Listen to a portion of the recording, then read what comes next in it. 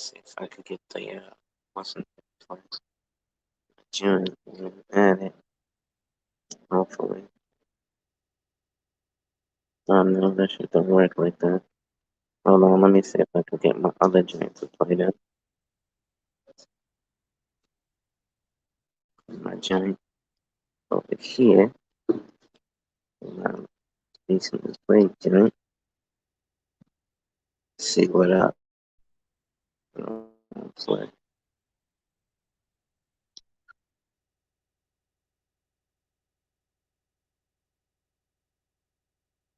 Alright, I'm live. Hopefully, I don't even know if y'all can hear the music. Um, I'm listening. Can it,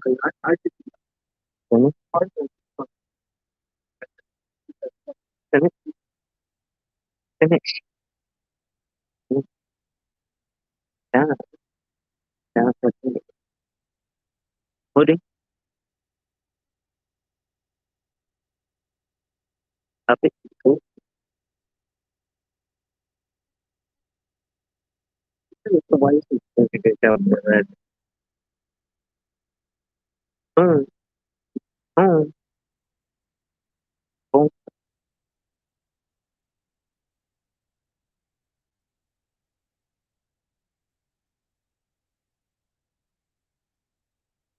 can it, when you good, didn't it? Salute. Hold up, let me, what I said better than a whole thing.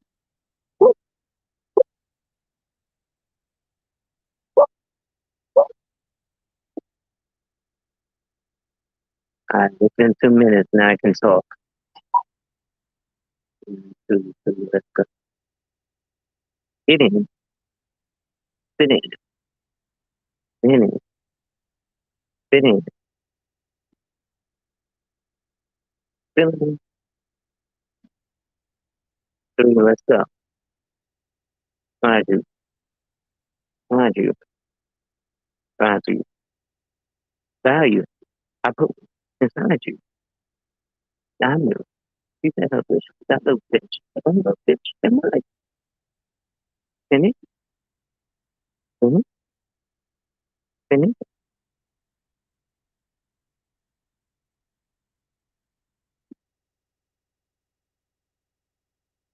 I hope finish. Oh, Snuggles, what up? I'm bumping some tunes at the moment. I was just listening to music, letting y'all come in. I'm on my phone at the moment. I'm not sharing the screen. Hold on, let me stop this. Oh, my nigga, Pee Wee Longway. Hold up. Yeah, I'm bumping some trap music, but it's been at least 2 minutes, so I can actually start talking now that people are rolling in. So here we go. Hello, hello, hello. It's your boy, the insurance junkie, your fiduciary fella, the all-star advisor, Alonzo Hall, and I have returned today with more ADH Wealth Solutions. So today is going to be our Tuesday TED Talk, and I'm just doing a little bit of ranting. And the reason that I'm ranting is because it's a lot of shit going on in these spaces that quite honestly is a little bit disturbing, bro. I'm very transparent with shit.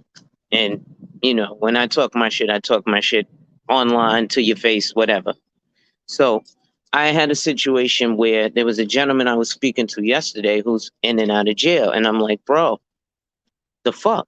Like, what's your C gun think about this shit? And he's like, oh, whatever, I'm good. And, my C's taken care of. And I'm like, yeah, that's good. That's your C being taken care of by their moms. But what about you? And what about, fuck just the bread? What about the emotional connection? Oh, blah, blah, blah. My nigga, you're not understanding what I'm saying. It's all good. But then I realized that I have one client that I got from this space. And again, I always get upset about being confused with Gloctavius. Well, that shit like sitting with an advisor and having a shiny belt buckle, right? Versus prioritizing something like a policy. I had a young lady come to me when I was at Allstate, and she purchased two Mercedes Benzes, and she owned a hair salon, ironically enough. And she says, "Oh damn, my mask fell." And she says, "I need your help. I need to get these cars insured." Okay, I can help you. Because Geico's talking reckless. They was talking about like $10,000 for the 6 months. I'm not paying that. Okay. Run the numbers, dum dum. She's like, please do whatever you can because I just realized that I have my boyfriend out here driving and he don't have his driver's license. And if he finds out that I got him out here driving without his driver's license and with no insurance, he's gonna kill me. What's going on, boss? So I'm like, okay, let's get you some car insurance. So throughout the conversation, I find out she also has a 10-year-old son. Now, again, she owns a salon. She's driving two Benzes. She's willing to pay $1,200 a month for the coverage on each Benz. Okay. It ended up being $1,500 a month. So that's $750 a month to cover each Benz. So I said, well, you're speaking about this boyfriend who's likely to kill you. Let me show you a 30-year term life insurance policy that at your age, non-smoking, da, da, da, da. It boiled down to be $85 a month. This young lady looked me in the face and said, nah, that's too expensive. But let me get this insurance on these Benzes. So you have a nigga who obviously don't give a fuck about life. If he driving around in your Benz that you bought with your money and with no driver's license. And I mean, we do it, but realistically, that's I know people who do that and they drive efficiently. However, it puts you in a bad situation if you get caught without it, right? And if you're from the streets and we talk about having a razor or ox, right? You're gonna say, well, I'd rather get caught with it than caught without one, and then not have life insurance. So you ain't really about that life. It sounds nice. Right? It does. I'd rather get caught with it than caught without one. I'm so gangster that these guys put money on my head. They put $50,000 up to kill me. I know people who've actually been in those situations, right? But you won't put $100 a month up, $1,200 a year, $12,000 over the course of 10 years to guarantee that your family, Pastor, what's going on, cuz? To guarantee that your family can matriculate that money, I don't know, 100-fold, right? We're talking about the power of leveraging the dollars, man.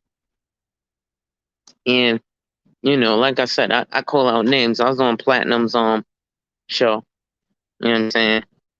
And I know there was a misunderstanding. That's why Mr. Fantastic had to be like, let me ask for clarity.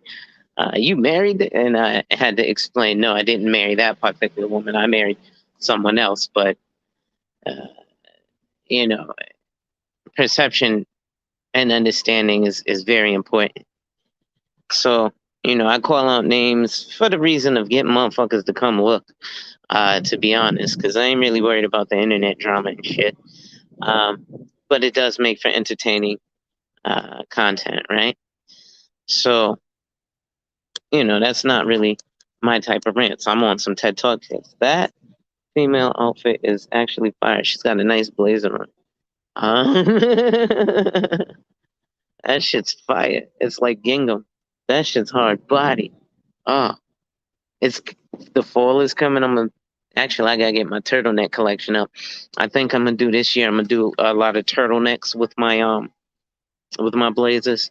And I just bought some new Uggs too. Shout out to Perfect Timing. Damn, Perfect Timing is really perfect timing. I was just about to shout you out. Salute, cuz hold up. So first of all, my wallet came in the mail finally, right?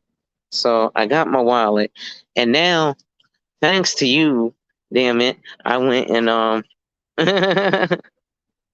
went and yeah, see, gingham is everything. What's up, Adrian? So I went and got the damn shades, the Burberry shades. And then because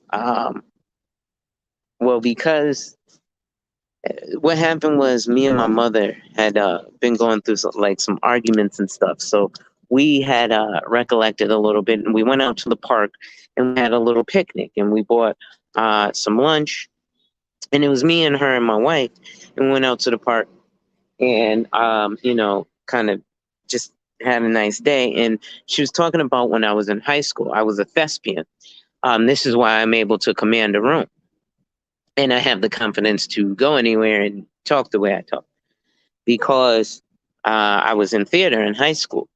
And in high school, I did a play called You're a Good Man, Charlie Brown. And I played Charlie Brown. So I went to Coach, and they have this Peanuts collection. And so there's two things I ended up doing because Coach happens to have a Peanuts collection. So I went and I got the Charlie Brown keychain from my mother, and it's a little teddy bear. And when I was 9 years old, she had bought me a teddy bear. And it's nostalgia. We love our mamas, right?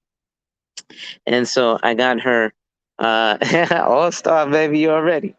So I got her the little Coach teddy bear keychain, and then I went and got my wife. She is a fan of Coach since we first got together back in '08. She was a big Coach fan. Now she's into Michael Kors bags because that's what's hot. But Coach is timeless. So she she said this text dictation got me looking illiterate. You're all right, Adrian.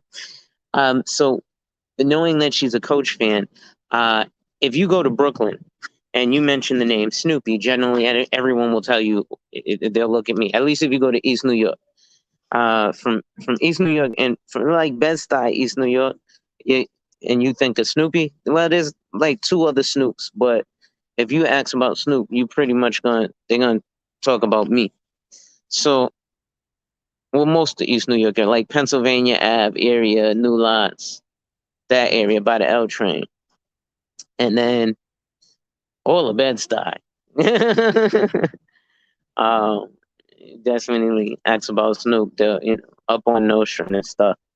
And shit, yeah, even Brownsville, to be honest, because that was more Brownsville I lived in over by Broadway Junction. Anyway, now I'm talking about the show, but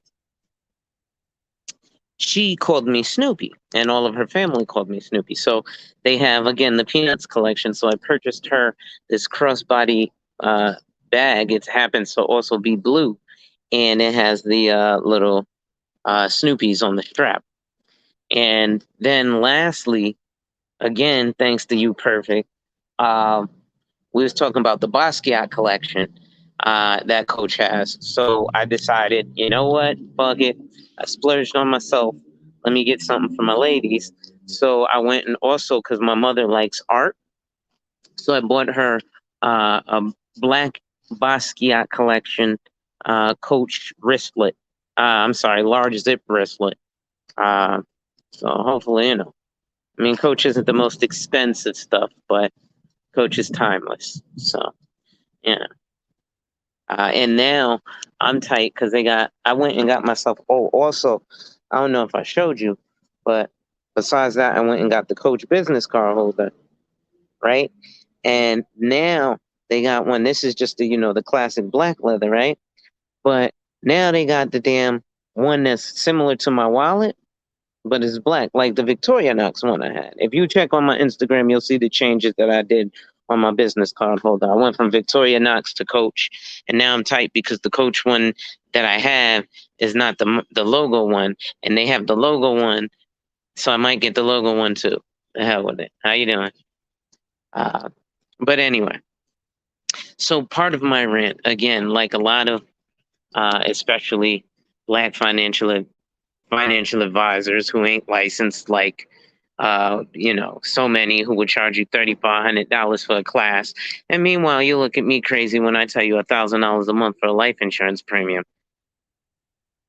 You know, and you'll say that's crazy. When you but then you say you love OPM, other people's money. Do you really? Because if you really loved OPM, $1,000 a month, $1,000 will probably get you at least $1 million, depending on your age and health. And then you're looking at the cash value that it accumulates. What's good, Chaos? Now, if you're looking at the cash value it accumulates, you definitely want to look at, if you're looking at something like an index universal life. What's going on? So that's attached to the S&P. That's growing at a compound interest rate currently at 6.2%. I'll tell you what, go to your fucking Goldman Sachs, which is Marcus Millichap. That would be your highest earning high yield savings account or money market account. And that would earn you 0.5% APY. That's a year. So what does that mean? Let's break that down into small numbers. That means you put $100 into Marcus Millichap today, September 14th, 2021. You got to wait a year. So you got to wait till September 14th, 2022 for that $100 to earn you 50 cents. That's a 0.5% APR. We're in a 0.5% interest rate world. Then, let's say life insurance. Let's talk a minimum. Let's talk not an index universal. Let's just talk a cash value life insurance. Cash value life insurance grows at a minimum compound interest rate of 2%. So let's take that same scenario. You put $100 into a life insurance policy this month. He said 6.2%. That's highway robbery. So you put that $100 into a life insurance policy this month, September 14th, 2021. You got to wait till October 14th, 2021 for that $100 to earn you $2. So do you want $2 a month or 50 cents a year?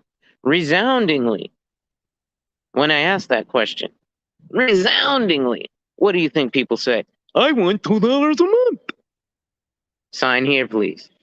I want to think about it. Oh, okay. You go ahead and think about it. And just so you know, there's this thing called the prime rate that changes every Wednesday. So while you're fucking jerking off thinking about it, the interest rate's changing on your ass. So then you're going to come back, hey, I want that 6.2% highway robbery shit you was telling me about, because all I really did was didn't want to pull the trigger and didn't really want to commit myself to a quote unquote payment as opposed to an actual investment, because that's what it is. We just can't call it that because the fucking Goldman Sachs of the world lobbied to not get me to call myself a financial advisor. Until I charge you 2 and 20 fees, you probably don't even know what the fuck a 2 and 20 fee is. I'll tell you that later. What up, man? Chilling. But so Goldman Sachs could charge you 2 and 20 fees. Actually, let's talk about 2 and 20 fees. How you doing? So 2 and 20 fees means 2% of your net worth annually, 20% of your capital gains. But I love my Goldman Sachs advisor. I love getting dicked up by JP Morgan Stanley. Oh, I'm sorry.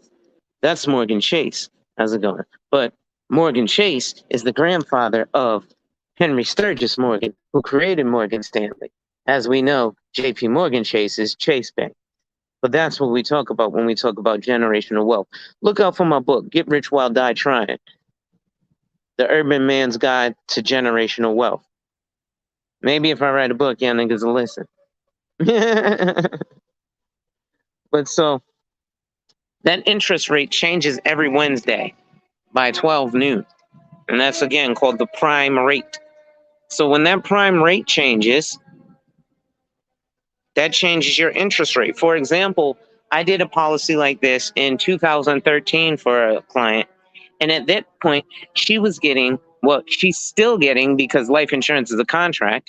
But at that point, the interest rate was 6.7% compound monthly interest. Most recently, I was in a competitive situation with another advisor. That advisor represented a company called New York Life. Now, I am an independent advisor. I'm a broker, so I go to a multitude of companies. However, based on affordability and product quality, I do have 3 or 4 select companies that I tend to use. One of those is Emeritus. Now, the advisor at New York Life was explaining to his client, which is deceptive, what's going on, boss, was that New York Life had better rates. And that's absolutely true, but it's deceptive, especially with life insurance and something that's guaranteed. And those rates depend on how you structure the policy. Those rates are better at New York Life. And I'll give you a graph from another company I represent, which is Lincoln Financial Group, that will tell you the top companies that give the top rates. New York Life is third in all companies. They beat my company by almost point, like almost a whole point, percentage wise. Not in the compound interest, not in the index policy, but in the regular policy. I beat his policy because his was a 4% guarantee, mine was a 6.2% guarantee, and mine was an index universal, so it's attached to the S&P 500, while his was just a cash value whole life, and it wasn't structured the way the client wanted it. The client only wanted to pay for a certain amount of years. So that's probably something you and most of your agents don't know. You can set up a whole life policy to pay for a limited amount of time, right? I got this guy paying his policy for only 10 years, but it's a cash value whole life policy, but he's only paying it for 10 years. How the fuck is that possible? Well, one way is you got to spend more than 15 minutes to save yourself 15%, right? Fuck giving me the respect as the financial professional. Because, when I tell people to go suck a dick because they waste my time, oh, what about your professionalism? Well, it wasn't professional to come waste my time. I work on all fucking commission, but you ain't have no problem coming and wasting my time and talking to me about some bullshit. So, excuse me if I get offended, but I gotta feed my wife and kids too, motherfucker. Shit. So, when you actually come to an advisor, fuck giving me that respect. Give yourself the respect, right? I'll give you a situation. This was maybe 2013 Thanksgiving in Brooklyn with my cousin. She was about to have a baby. She had recently had a baby, and she wanted to talk to me about life insurance. She's like, "Listen, let me ask you something, and don't make it long and drawn out." Okay, then don't ask me. Oh, fine. Oh, I was gonna ask you about life insurance, but well, if you want it to be short, then you really don't want to ask me about life insurance. So you just want what they packaged you on TV. $50,000 is $27.75 a month. Okay, thank you. I'm done. That's it for life. Really? Okay. Let's look at this. The average income annually is $50,000, right?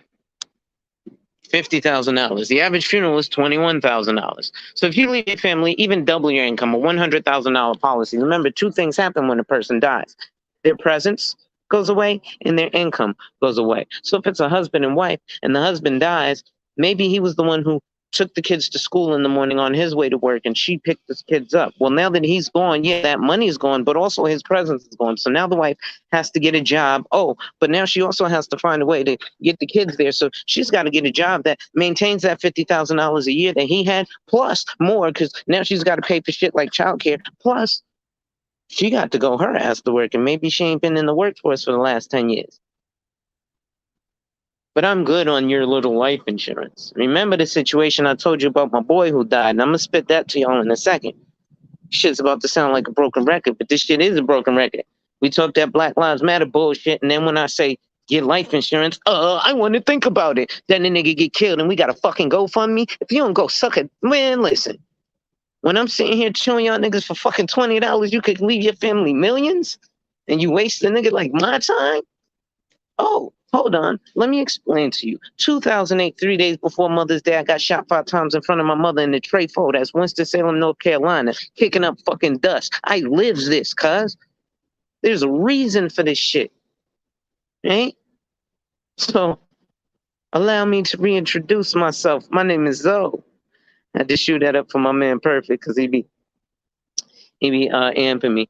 Real quick, let me get some hydration in this. I'm a little parched. Now today I don't have regular water. He said they want to do a car wash. I got aloe vera water or aloe vera juice, but I know that aloe vera is very good for you.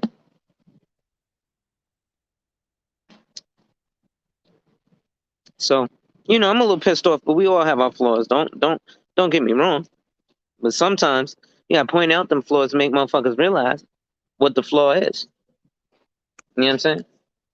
But let's look back at this life insurance shit, right? Let's talk about the funny shit, because again, we talk that street shit, right? Let's look at every rapper till today, the new rappers who were born in like 2006, right? They're talking about selling copious amounts of cocaine. Because that's apparently all we do in the hood. Every nigga's a cocaine smith. Every nigga is connected with Pablo, Paco, Frescobar, Escobar, Cartagena. Ironically enough, behind the scenes, I have a client actually trying to buy real estate in Medellin or Sabaneta. Right? Because I'm plugged in with Caldwell Banker, International Real Estate. And he's having a difficulty right now because I didn't know with international real estate the way mortgages work. It's different. So, I give me 1 second. Let's see here.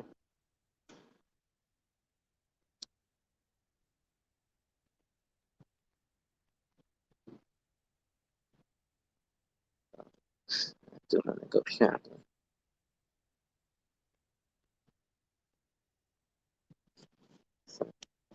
All right. My fault. I just had to respond to a text. So, remember, we got Frescobar, Escobar, El Chapo, this one, that one. Like I said, I have an actual client buying actual real estate in these actual places, right? But get this, you know that if you Google, and I want you to Google it, put into Google these words: Colombian cocaine cartel life insurance. You will find a December 10th, 2002 New York Times article. That article will say, new hiding place for drug profits, insurance policies. What will show you where the Colombian cocaine cartel got busted for hiding $80 million of drug money in fucking life insurance in the Isle of Man, Florida, and New York City. Oh, really? Well, goddamn. So El Chapo's buying life insurance and y'all niggas ain't. For fucking New York, fuck just New York Times. It's an archive in the Department of State. But meanwhile, I can't get you niggas to buy a fucking policy. But y'all niggas like I'm El Chapo. Niggas ain't moved the kilo in 20 years. The fuck is you talking about? Nigga, I done had more than that in my nostrils. Shit. You know what I'm saying? We all live a crazy life. But we talk that big shit. Why you think I had it in my nostrils, nigga? I worked on fucking Wall Street. Actual Wall Street, 11 Broadway. I could walk across the street and grab the brass bull by the fucking balls like the Asians do. That's actually a sign of good luck. But y'all niggas, oh, don't grab him by the balls. Y'all niggas in the manosphere on some homo shit.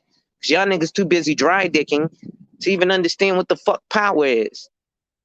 When motherfuckers come from other countries overseas, they come to the brass bull and they fucking grab the bull by the balls or the horns. But the Asians grab the bull by the balls. The sign of power and virility. It is what it is. Sometimes there's things that culture differences. You may not know. But think about that. This nigga's dropped $80 million of dirty money in life insurance. I be talking to y'all niggas from the hood like, yo, spend $1,200 a year. Nah. But then you niggas force me to do shit like spend $1,200 on these fucking sunglasses so I could look like you. And you spend the same $1,200 on your fucking sunglasses so you could look like me. Now, here's the difference. I don't give a fuck about that. You should do that. You should spend $1,200 on some fucking sunglasses. Floss, nigga, floss. That's part of what you work for. Right? But unlike a lot of other professionals that'll tell you this, don't buy Jordans, just buy the Jordan stock. I'm only gonna buy the Jordan stock. I won't put my kids in. Hey, my kids don't need Jordans. They could wear Oshkosh Bagosh, and they'll just be rich off the Jordan stock. That's the stupidest thing you can ever say. Why? Because you don't have enough money to move the market. So you're not Elon Musk, who can in one sitting put $10 million into Jordan stock so that it increases. You're going to put $50,000 into Jordan stock over the course of 20 years. So you should actually do this. Instead of buying 4 pairs of Jordans a month, buy 3 pairs of Jordans a month. And the money that you would spend on that 4th pair of Jordans a month goes into that Jordan stock. Now you're actually manipulating the stock because you're actually allowing it to increase because the purchase of the goods and or services. That's how you can actually manipulate the market. Because again, you're not Elon Musk. You can't go, boom, here's $10 million in one fell swoop. Everybody's now on Bitcoin's dick. That's why everybody was on Bitcoin's dick. Then, if you look at my Instagram, the very day, Elon Musk then goes, Bitcoin's kind of high. This shit tanked. Now there's something out there, somebody's out there calling Stoshi coin. There's something called ass coin. Let me explain to you something. Whatever the coin you have, if it's a digital currency, it is an emerging issue with the Internal Revenue Service. You will be taxed on it. You will be found. How do I know? I have a friend who's an older gentleman who, I'll just say, started a Harriet Tubman's group that I belong to for mental freedom. And he's been doing this for a long time, and he had to tell another young gentleman, look, nah, bro, the way I do it, I'm completely off the grid. They gonna tax you. If you have an email address, you've already registered at some point. You might have forgot, even with your cold wallet and all that jazz. I'm likely to take his word for it because I've actually seen his work. So it's going to be an emerging issue and you're going to pay taxes on it. How do I also know? Oh, I happen to have this thing called my PTIN. What is a PTIN? That's a prepares tax identification number. You should ask next time you go to H&R Block, Jackson Hewitt, Liberty Tax, if they have their PTIN, which they will. It's easy enough to get. I dropped my mask, so I'm gonna have to throw that in the trash.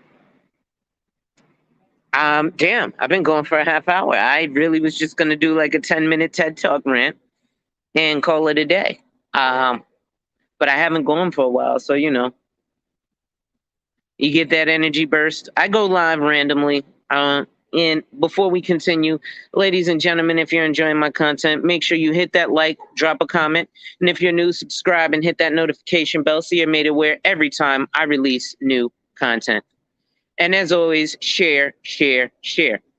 Lastly, if you'd like to contribute to channel growth, my information is in the description. So yeah, man, it's just a quick rant today. Like I said, I wasn't even trying to go this long. I just, to be honest, was spitting some breeze, and then you know what happened? My man Perfect came on, and I'm also antsy because I'm waiting for my damn Burberry shades because I want to take off these Ray-Bans and floss in my Burberrys before, you know, the winter comes. And I'm thinking about that other business card holder too, Perfect. I'm not going to be on for too much longer, but I did want to come live just to you know, share with y'all a little something. I'm gonna grow it out a little bit more. This is my little banker's part. You know, I'm about to get this touched up again. But I'm growing the hair out a little longer, so you know it can look. I could get my Nino Brown on, so I could be Nino Brown of the neighborhood,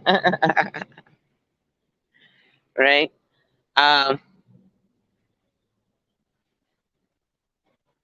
My eye itching.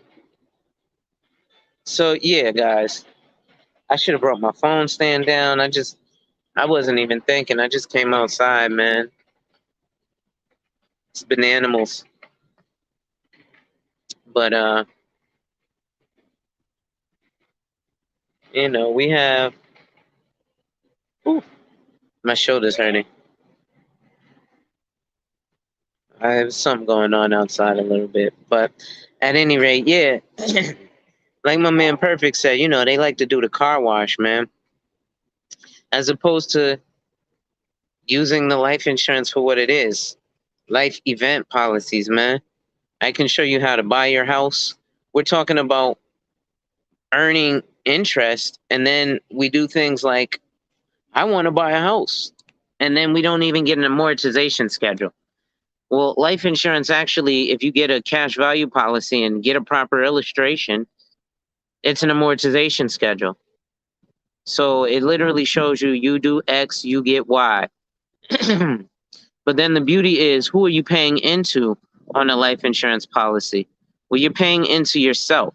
So the cash value that builds and the payments that you're making and the interest that is accruing, well, unlike that mortgage that you're so clamoring to get into, that's a 30-year commitment that ends up you paying 3 times what you borrow,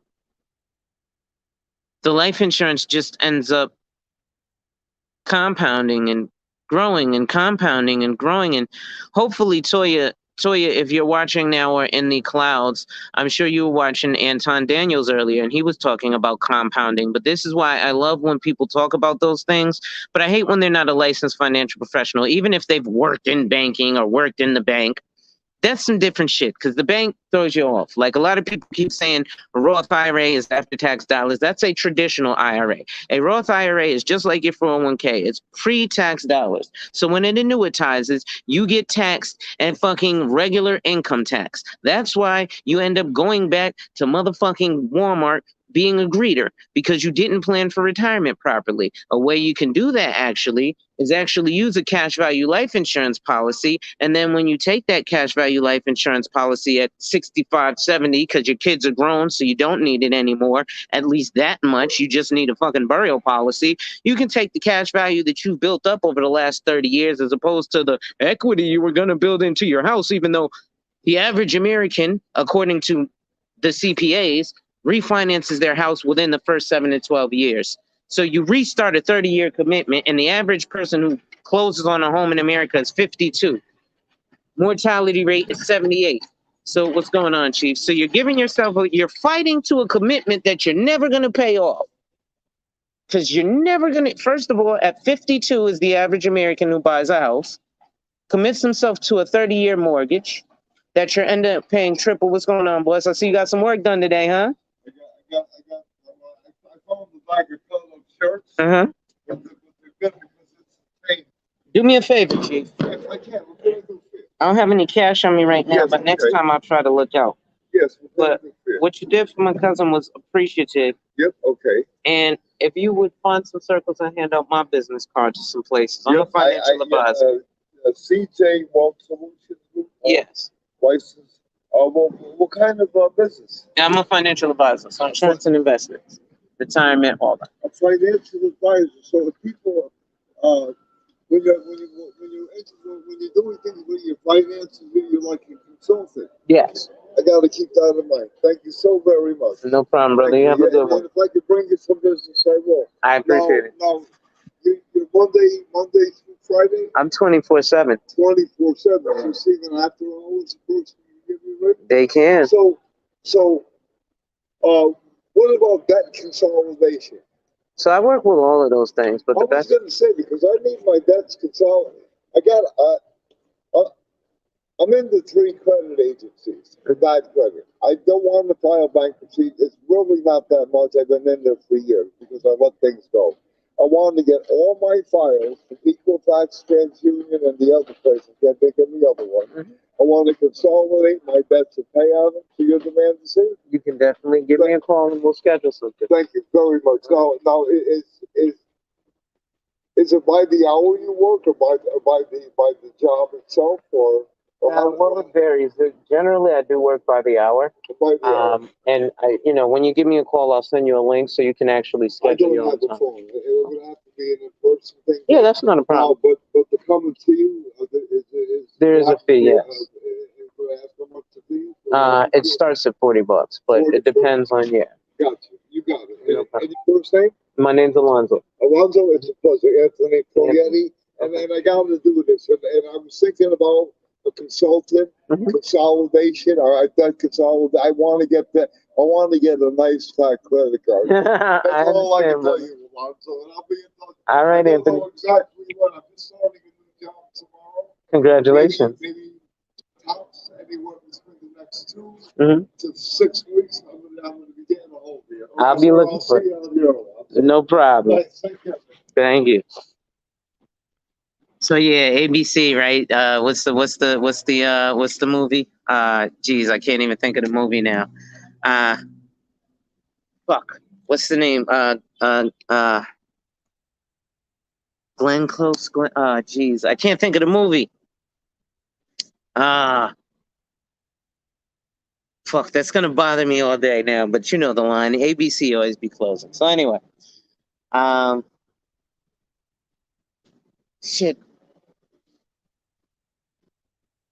I'm fucking pissed. I can't. It's on the tip of my tongue. I'm trying to think of the name of the movie. I might go to the movies today. I might go see Candyman. I might just take myself on a date. Fellas, it's important you do that too. Self-care, right? So, take care of yourself, pamper yourself too. Do things like go get a manicure and a pedicure. You know what I'm saying? I know dudes be like, oh, that's fruity. I ain't gonna let nobody touch my feet. Man, listen. If somebody massaging your feet is homosexual, then you are homophobic and you got a problem. Because that's like, come on, bro. Really? Stop it, five. Like, come on, son. And this is dudes in their 40s. This is the shit I'd be like, yo, cuz, are you serious? Is this what you just said to me? And you want me to accept you as a grown man? Nigga, please. And I have to use that term because that's appropriate. Chris Rock, what's going on, boss? Chris Rock will tell you, I love black people, but I hate me some niggas. So that's some nigga shit. And that's that. So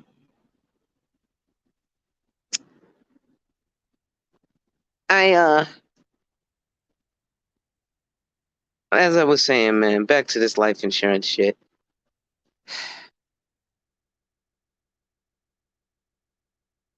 I'm talking to folks about, like, again, planning.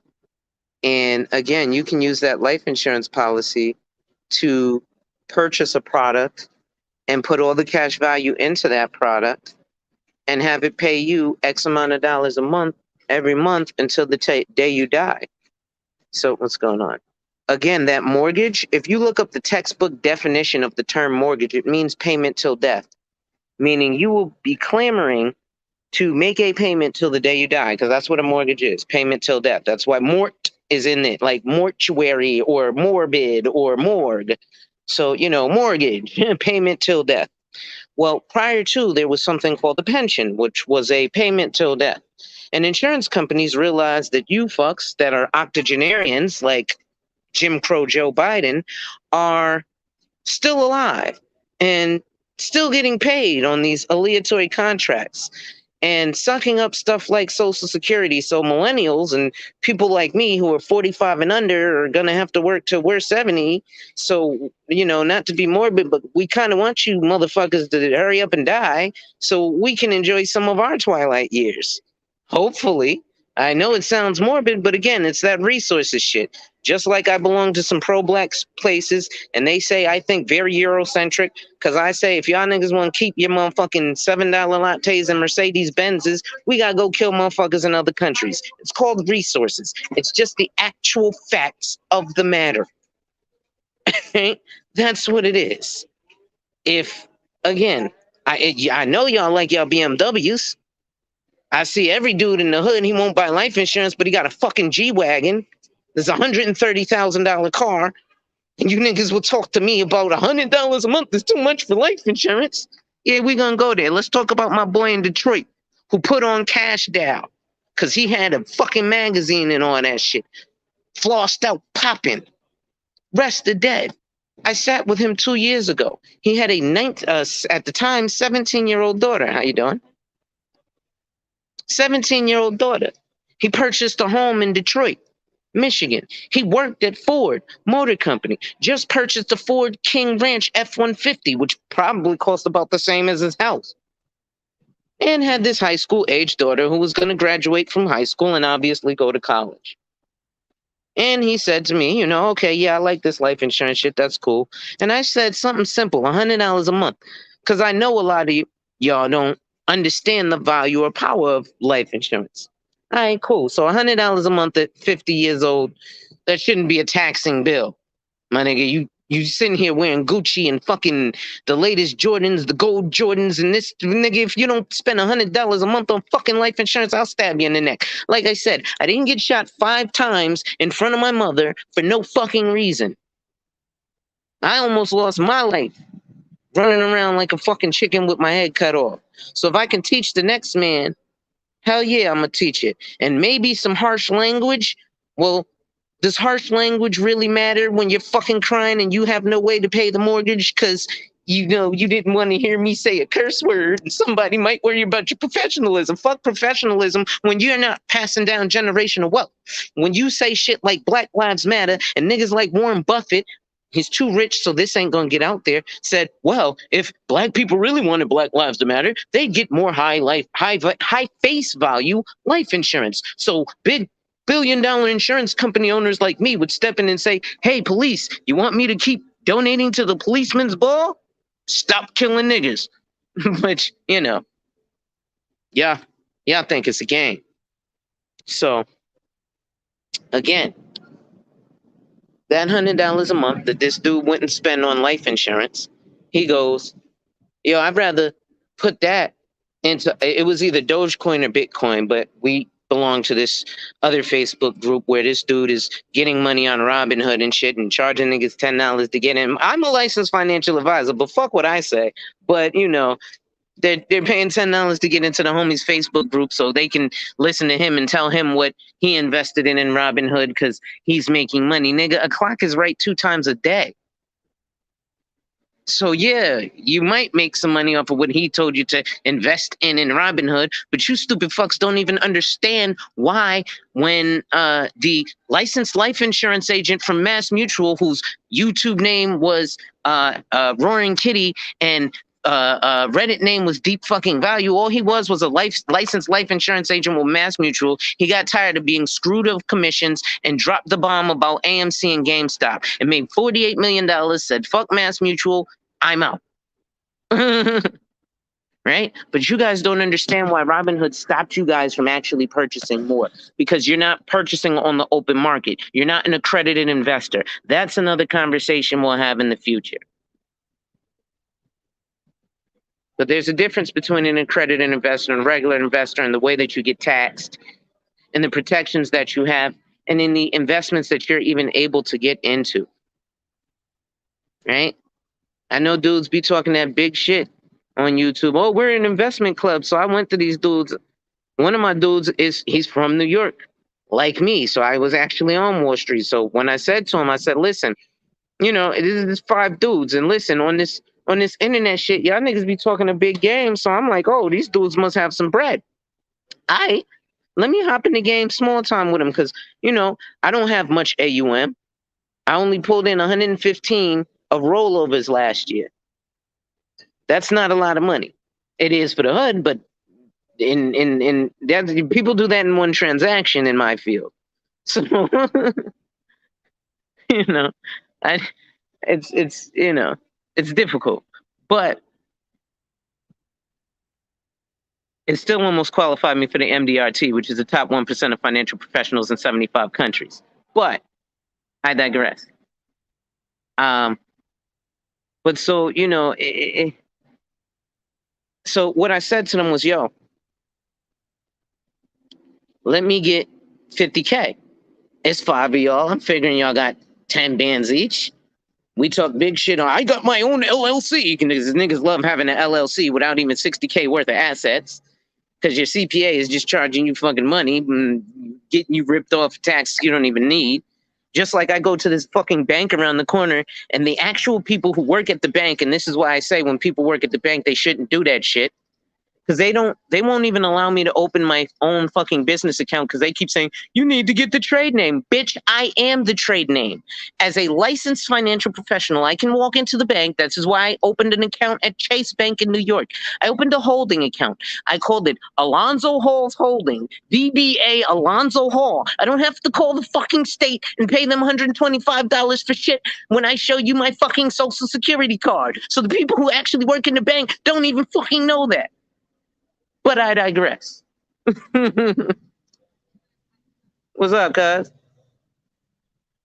So, excuse me. Again, I'm passionate about this because, again, getting shot 5 times in 2008 and damn near losing my life, yeah, it makes you a little passionate about shit. So, yeah, if I say some harsh words, just like Donald Trump did some harsh tweets, but motherfucking Joe Biden told y'all niggas, if you ain't black if you don't vote for me, and 89% of y'all voted for him, and then was mad at Ice Cube when he went to Trump with the contract for Black America, and Trump was like, well, I might give you $500 billion. And then y'all was like, well, he's racist. Okay. He's so racist that motherfuckers like BGS who are in their 60s, who are black, nickname this if you're in your 60s, you were there during the civil rights movement, nickname Joe Biden Jim Crow Joe. Why the fuck would you not think that guy's racist if you nicknamed him Jim Crow Joe? Black America. Why the fuck would you vote for a guy and not think he's racist if his nickname is Jim fucking Crow Joe? And 89% of you voted for this guy. But Trump is racist because some mean tweets. I got into some fights about that too. Well, he put out a newspaper ad about the Central Park Five, and even after they were exonerated, he said they were guilty. Okay, let's look at logistics. Central Park used to be this place called Seneca Village. So all the Africans who lived there were slaughtered, but that pales in comparison to a fucking newspaper ad that says these guys were guilty. Yeah, I'm sorry. So all the inhabitants, like Little Italy in New York right now, or Little Koreatown, yeah, that was Little Africa. That was Africa Town. They slaughtered all those people. Oh, that shit's harsh now. Yeah, they slaughtered all those people, killed them, so you can have fucking Central Park. So excuse me for not being upset about the Central Park Five in a newspaper ad, when the motherfucking, but it was okay to slaughter these people to create Central Park in the first place. If these people in Seneca Village weren't slaughtered, then those 5 guys would have been on their land, their territory. But, I digress. That shit seems crazy.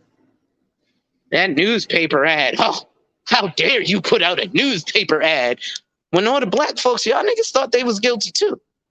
At the time. But we like the trending topics though. I know. Yo, bro, have you noticed the crate challenge? Where the fuck are people getting these crates? Where the fuck are people getting these crates? And I'm gonna bet $300 that you're gonna fall off the crate, but I ain't gonna buy no life insurance. We gonna spit, Jeffro. and then there's There's always the one for nectar. I was thinking maybe we glue the crates together. We act like we bring a bunch of prop money. This is what they can do with their tape all the time. Yeah. Bring a bunch of prop money, glue the thing together. Everybody act all nervous. Yep. And somebody drinks a bottle. What you need? Come here. I'm on live. What the fuck? What do you need? What up? Yeah.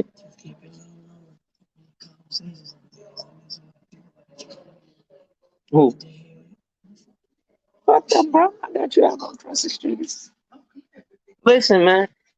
It's harsh words. If niggas don't like words, it is what it is. I took 5 bullets, cuz I ain't trying to hear that shit. Well, I'm pretty sure somebody did that before. What?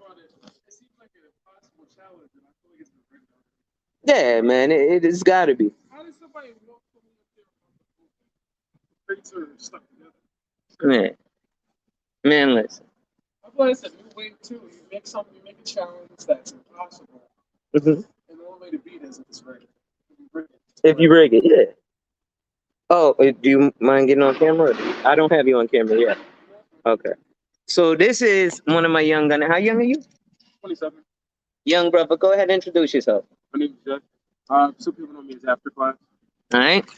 So this young brother is an amazing, and he's got his head on his shoulder. 27 is the age I was when I got into this business. You got another stove on you? Or do we have? Oh, damn, you got those? I don't give a fuck. It's a cigarette. Thank you, kid. They're cheaper and less harsh than the new boys. Yeah. Yeah, Yeah. I should be quitting these shits, but my wife gonna kick my ass. Hopefully she's not tuning in. Oh, yeah, it sucks. These is breaking hard to fix. Yeah. Yeah, there's no. Yeah. I guess. Damn.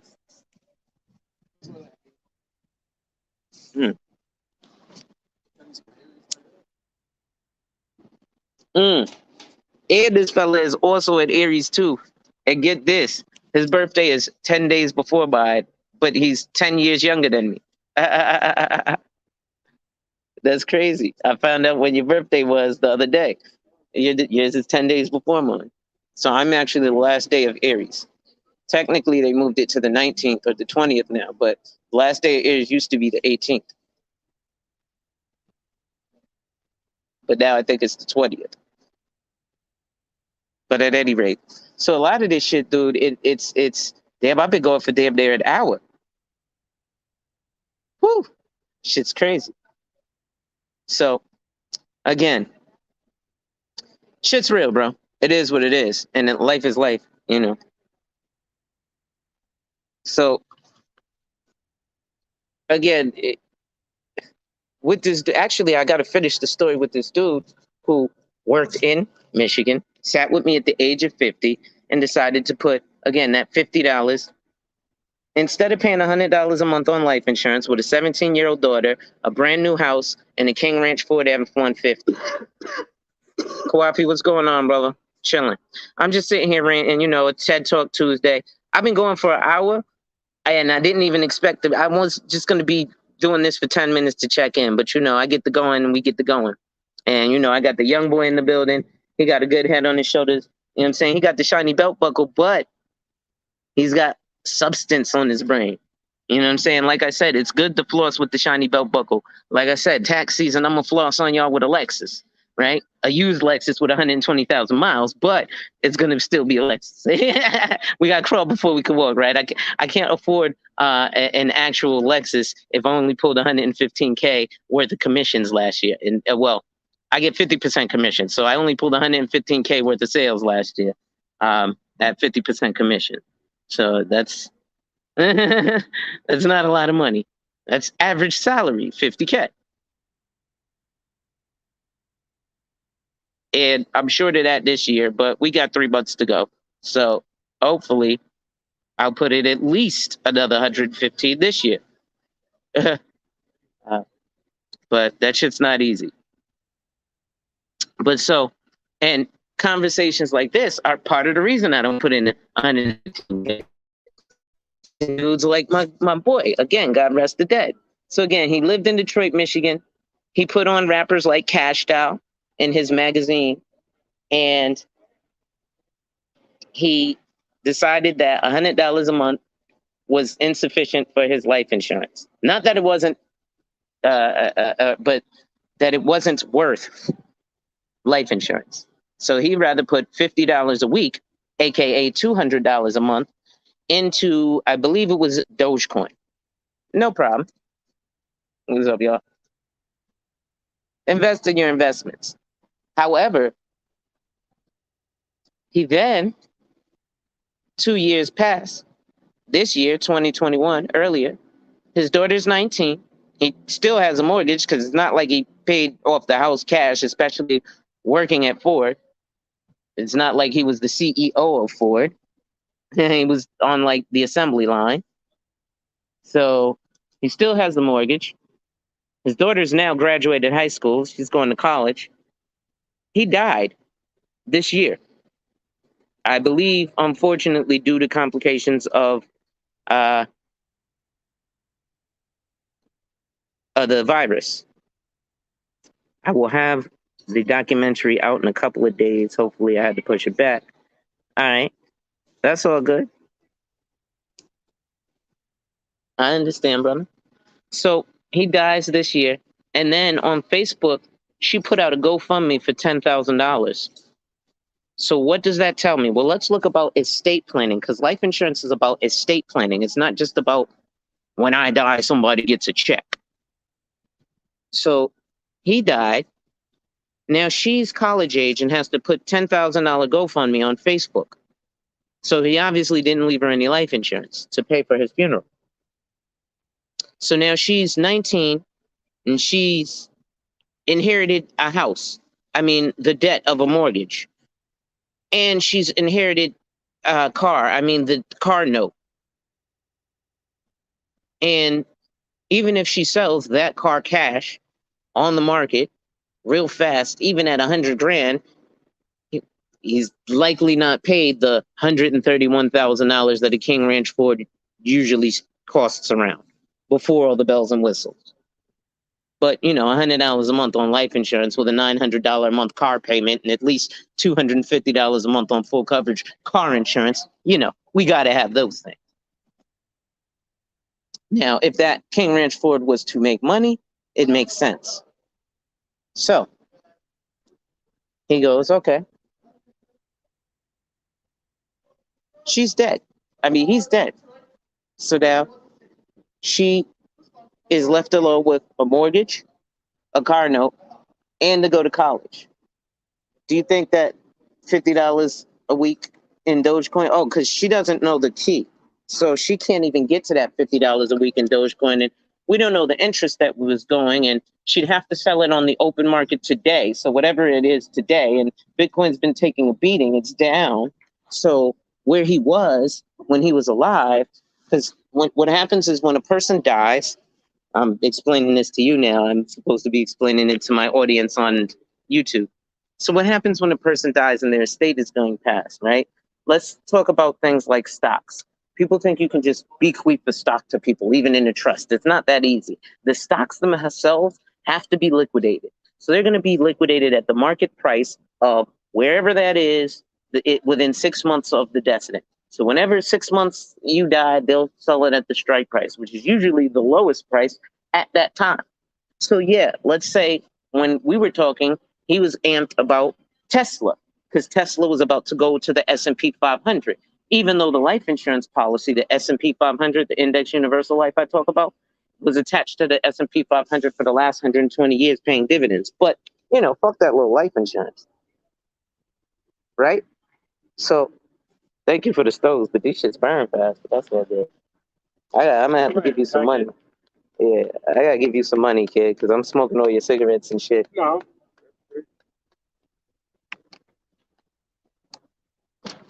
But so now, again, this young girl is stuck in a lot of these spaces that I've been frequenting in the Black manosphere. We get echo chambers and panels of niggas crying, "She's for the streets." She got knocked up by some thug with a Benz. that has 200,000 miles, like I'ma get. But I ain't a thug, but I am gonna get a Lexus with 200,000 miles for $5,000. But then we go online and cry about it. She got knocked up for $40 by some dude with a Benz. She's for the streets. I don't want to take care of no single mother. Listen, I'm not saying go chase after a single mother. Obviously, that's not, the optimum thing. I'm gonna take one more cigarette. Obviously, that's not the optimum situation. But as men, if we have daughters, let's try and put our families in those optimum situations. So she's not out here uncovered. So she doesn't get deceived because the dude with the Benz, well, shit, it looks like it's perceived as well, right? Luxury items, right? That's why, we wear the shiny belt buckles. Hey, I have money. Look, I can afford a shiny belt buckle. Right? To be honest, luxury cars fucking suck. You know why luxury cars are so sought after? The purpose of a luxury car is to say, I have the money to afford maintenance. Right? Because to get your fucking Benz oil change is like $500. Meanwhile, your fucking Benz car payment is $500, and your monthly car insurance is $500. I know niggas in that situation who got their Benz sitting in the fucking garage or the parking lot because they got to work on it. Because it's either, well, I could go to the dealership and get this Benz fixed, or I can pay my insurance and my car note. I'm gonna pay the car note. And this is the majority of Americans.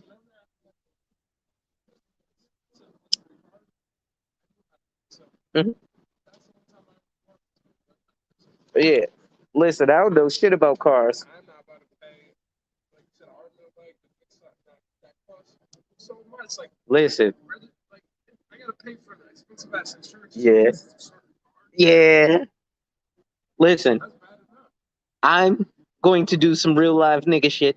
I'm going to get a fucking 200,000 mile Benz and floss on you niggas. But You know what's another way to do it? Get a nice, reliable car and rent out the nice car every now and then. yeah, I know. But I'm not doing. I'm doing some all the way nigga shit. I don't care. But in that, what I will do is part of that will be to purchase another financial vehicle. So, for example, an annuity. Bees. That's why they come for you because you're allergic to them. They know it. But listen, man, I'd have been going for a while. I'd have been going for almost an hour and 10 minutes. This has been entertaining. My guy Jay's in the building. You said after class? That's an ill ass name. After class. So I think I will do an after class later where I will broadcast again. And I think what I'll do is I will equate them to more reliable cars or more affordable cars because I have been equating life insurance policies to different class of Mercedes Benz.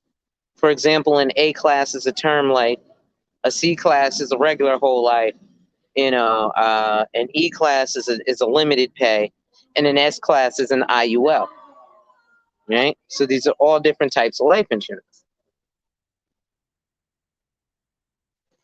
But I think equating them to beds is kind of a little skewed because an A class starts at 35 grand and an S class starts at 100 grand. Whereas, a Toyota or something is a much more common car, right? So, like, even when everybody was going gung ho over Tesla, I was like, bro, slow down. You work at Ford, you should probably invest a little bit in Ford. I know it's only like $4 a share and Tesla's like 800 and it seems cool, but when you go out on the road, ask yourself this: how many Teslas do you see? Okay. When you go out on the road, how many Fords do you see? Okay. So as an investment, something that's safe, right? Would you feel more comfortable with something that you see a lot of or a little bit of? Okay. So when you're looking at doing investments, it's not best to just say, hey, Tesla's hot right now. It's at 1,600 a share.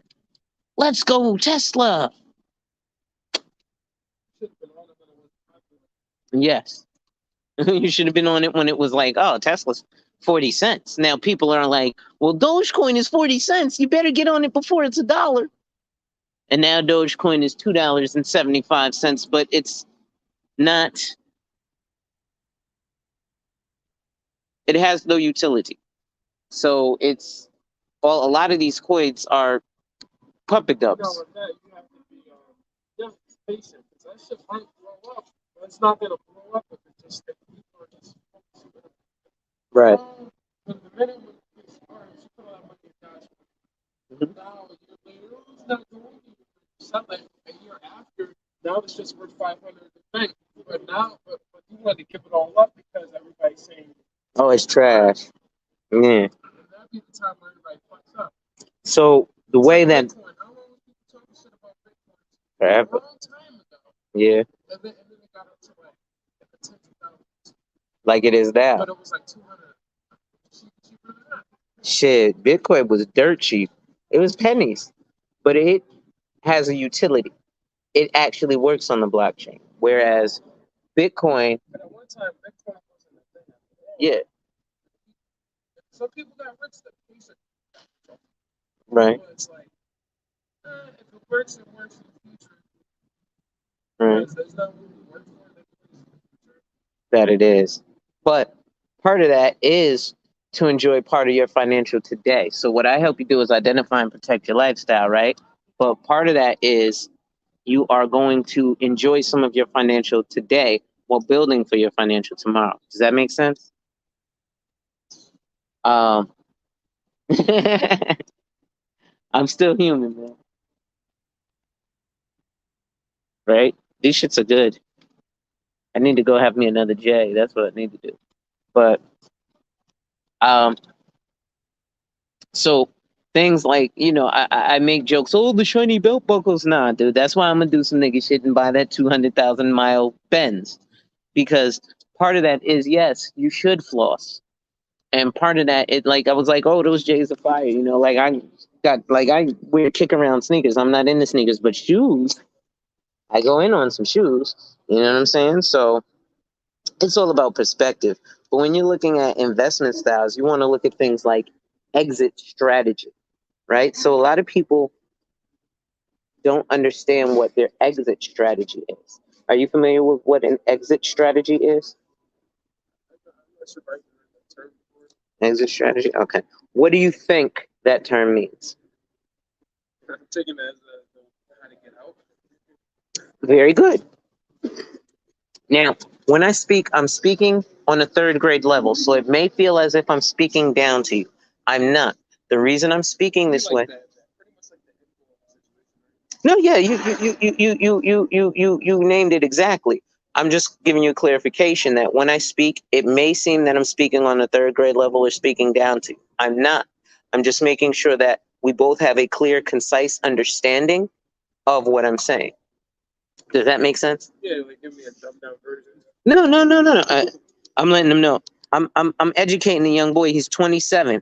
So this is what the Black Manosphere should be about. We shouldn't be up here belly aching about bitches and crying because my dude decided to put his money in Dogecoin instead of $100 a month in life insurance. He went and bought some more Adidas, and then he died. God rest the dead. But damn, that shit sounds harsh, right?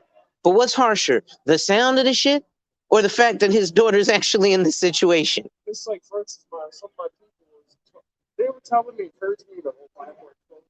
Like, I got some nice outfits at home. I got plenty of shoes. Mhm. They were like, oh, instead of spending, even my mom was like, instead of spending hundreds, because sometimes when I invest hundreds at a time. The other day, I spent like some change on some entertainment stuff. Mhm. And then people were like, oh, you could have bought clothes, you could have bought this. But I'm like, every time I do this, I get a good gain, I get a good exit. Right. Why fix something that's not broken? Right. Like two was it 2 weeks ago? I made more money. What's called my side thing that I made on my regular job. Like I made $1,000 just off off my regular thing, Right. but I had to invest money. It took me like a couple days for it to cash in. Right. And I had to spend hundreds off up front. And then spend money to make money. And then everybody was like, "Oh, why are you doing that? You could have bought clothes. You could have done this. You could have bought shoes." Mm-hmm. And I'm like, "Cause I wanted $1,000. I wasn't satisfied with that $200-300. Right. I wasn't satisfied with it. I wanted more. Right. So I took the patience to wait for a couple of days, got my inventory out, and I made $1,000 in 3 days. Young Buck made a G in 3 days, and not off of flipping packs. Right? But so exit strategy. And the hustle was legal too. That's the crazy thing. I was for legal stuff. Legitimate. All legitimate. So exit strategy, Youngin. Look, this is how you know Young is about his business. Look what he got in his hand, y'all. Don't show us the numbers. But that's his debit card because he's ready to do business with me. He's like, yeah, where do I swipe? Right? But do you have Wi-Fi? Yeah. I gotta activate this one on my work card. Yeah. So, ladies and gentlemen, remember, if you're liking my content, hit that like, drop a comment, subscribe, and hit that notification bell so you're made aware every time I release new content. And as always, share, share, share. Lastly, if you'd like to contribute to channel growth, my information is in the description. All-star guest.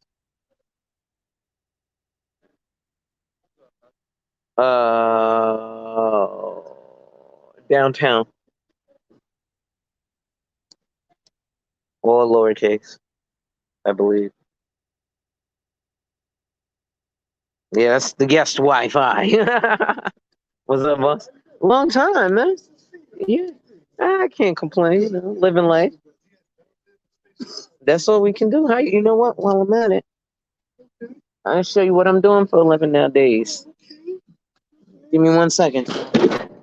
I am financial advisor, and been doing this for about the past decade. So, man, moved back. We just came back from New York, actually, me and my wife. Yeah, I remember I used to be little running around back in the day. I appreciate that, brother. No doubt. Yeah, listen, I'm feeling that time piece, though. All right now.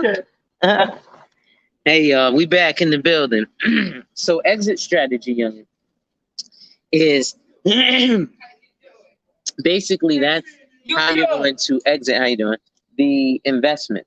So, for example, if you're going to buy your Bitcoin, your Dogecoin, your Litecoin, your Shiba coin, whatever it is, because I think Shiba coin is the new thing.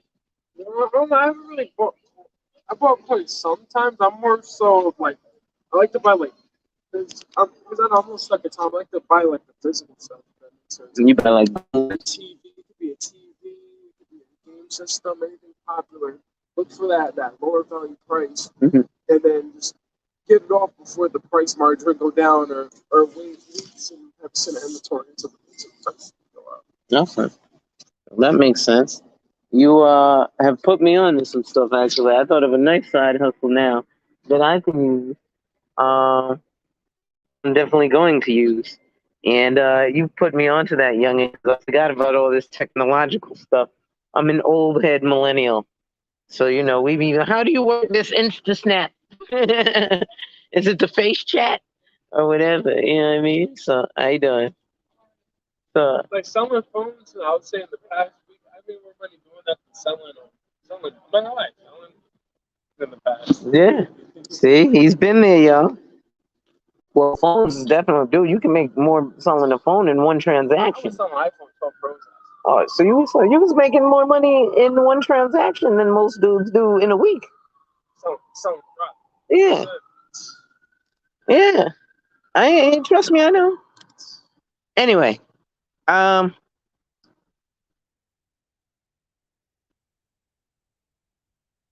forgot what I was gonna say.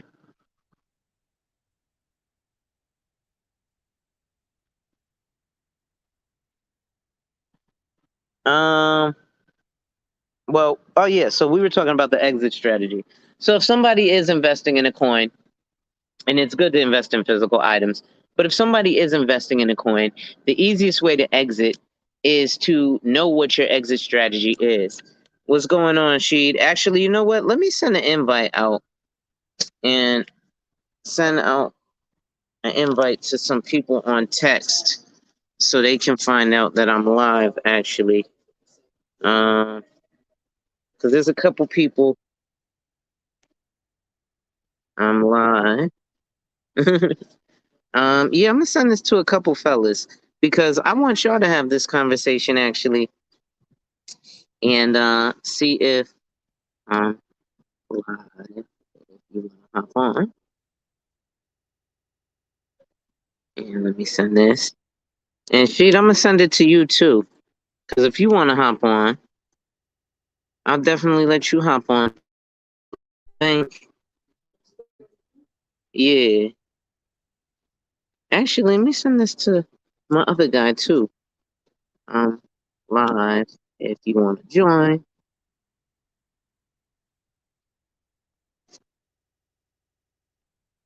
Paste that. And let me send that to my other guy.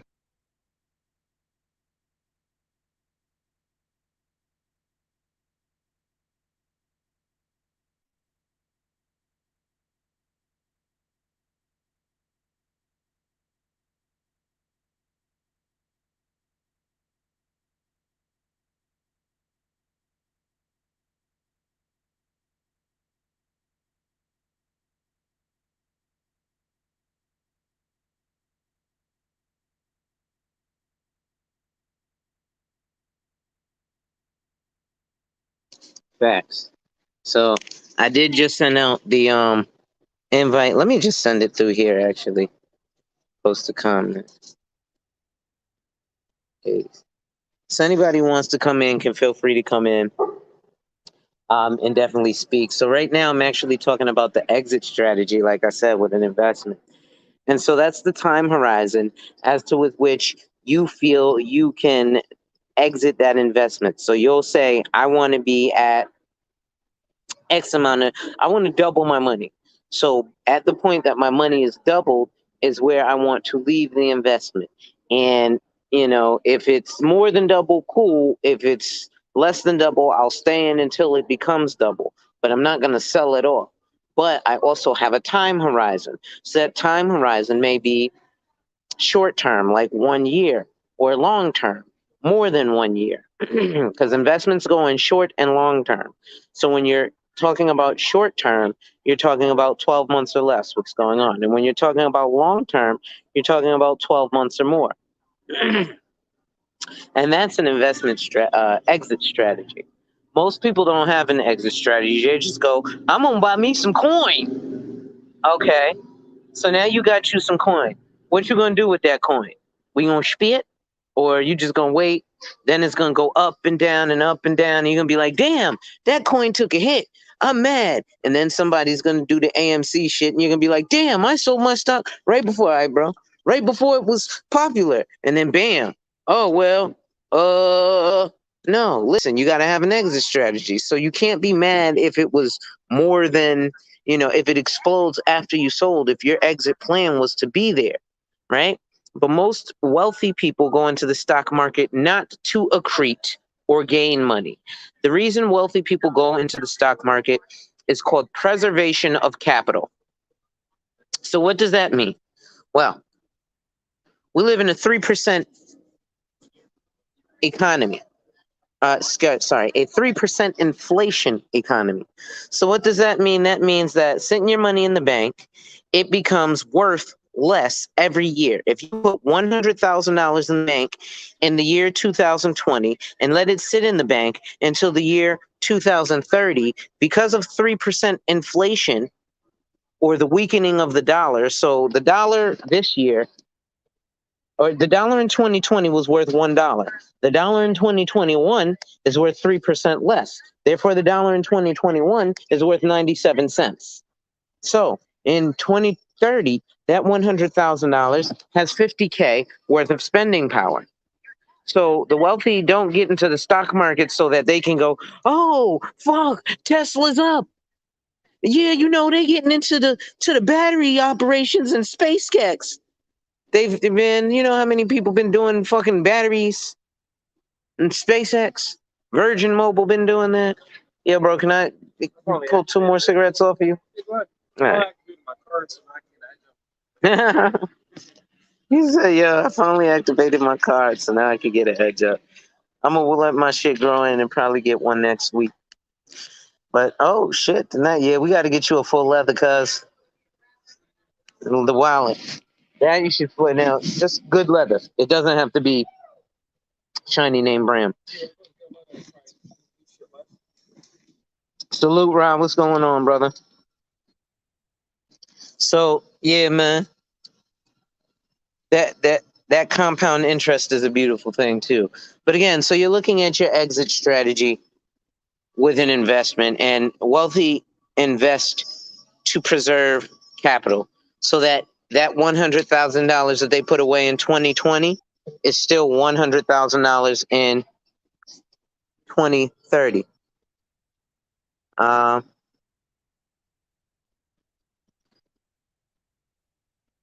So things happen like that, right? Shit's crazy.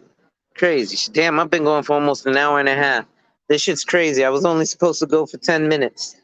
But again, when you're passionate about some shit, you're going to talk about it.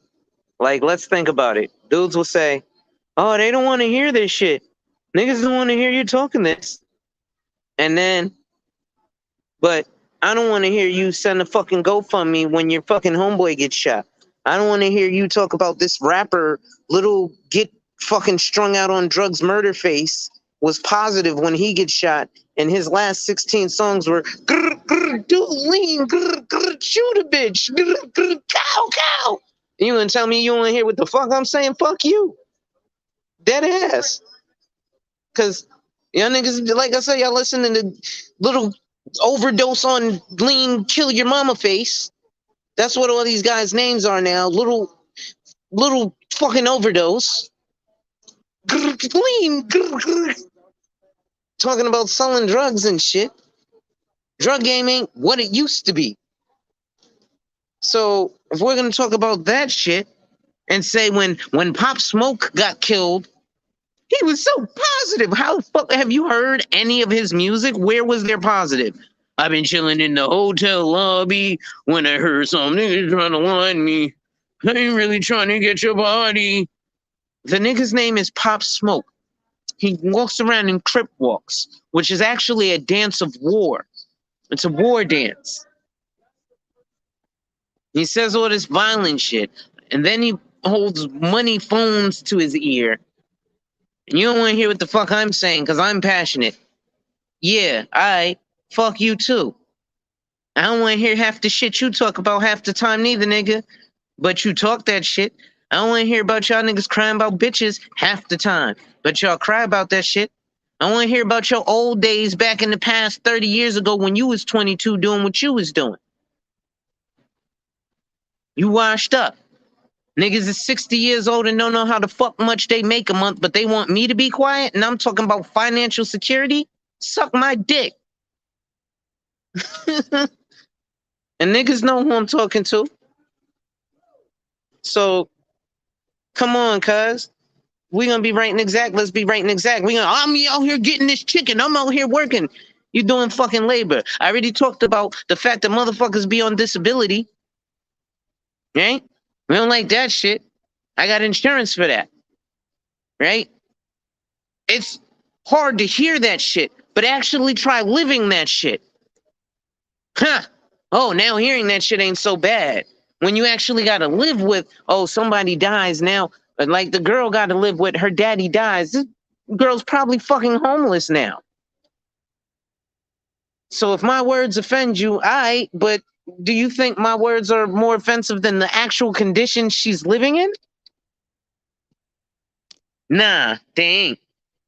You don't want to hear about it because you ain't really trying to do shit about it. You want to keep looking at shit through your rose-colored glasses. Nah, cuz we ain't writing exact. Like I said, I ain't get this AK-47 on my stomach to be a meat motherfucker. My doctor said, oh, you know what? That's a good logo, a Kalashnikov, meaning you'll protect anybody or you'll protect my money from anybody.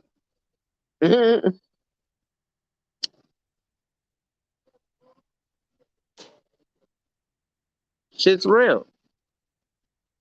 Shit's really real. I'm not playing these games no more, nigga. Niggas be like, oh, you should sell some smoke. Maybe you should sit with me and get a fucking console. Oh, shit. Guys, we not playing no fucking games no more, nigga. I'm a grown ass man just like you are.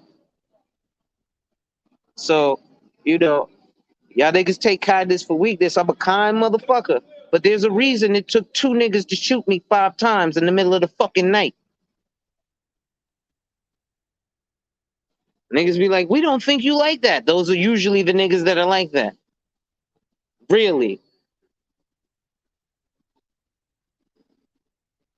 But again, I had some broad hit me up through Facebook. I need you to tutor me, but in person, check my schedule. Oh no, I need you to understand it's in person, check my schedule. I don't have time for that because I'm at work, bitch. You done text me back and forth like for 20 minutes. You could have clicked my fucking schedule, found out that I charge a fee. Yes, I'll come to you when you pay the fucking fee. What's up, man? Oh, that's not professional, bitch. I done helped you move for free fucking 99. Now you want to talk about professionalism? Bitch, when did I say I was a tutor? I'm a financial advisor. You coming to me for something I don't do. And you want to talk about professionalism? Professionalism would be to go to the fucking person that does what you're seeking. If I wanted a massage, I wouldn't come to you and be like, hey, I'm seeking a massage. I'd go to a masseuse. How do you even know if I'm adept in the topic that you need to be tutored in? Apparently, I was assuming it's got to be in insurance or financial services. But what do you want me to tutor you in biology? You gonna fail because I don't study biology. But this is the shit I gotta go through. Like my man Ross said, yo, I can imagine the frustration you go through. Like my man David Kinder said. David Kinder is one of my mentors. He's a Caucasian financial advisor.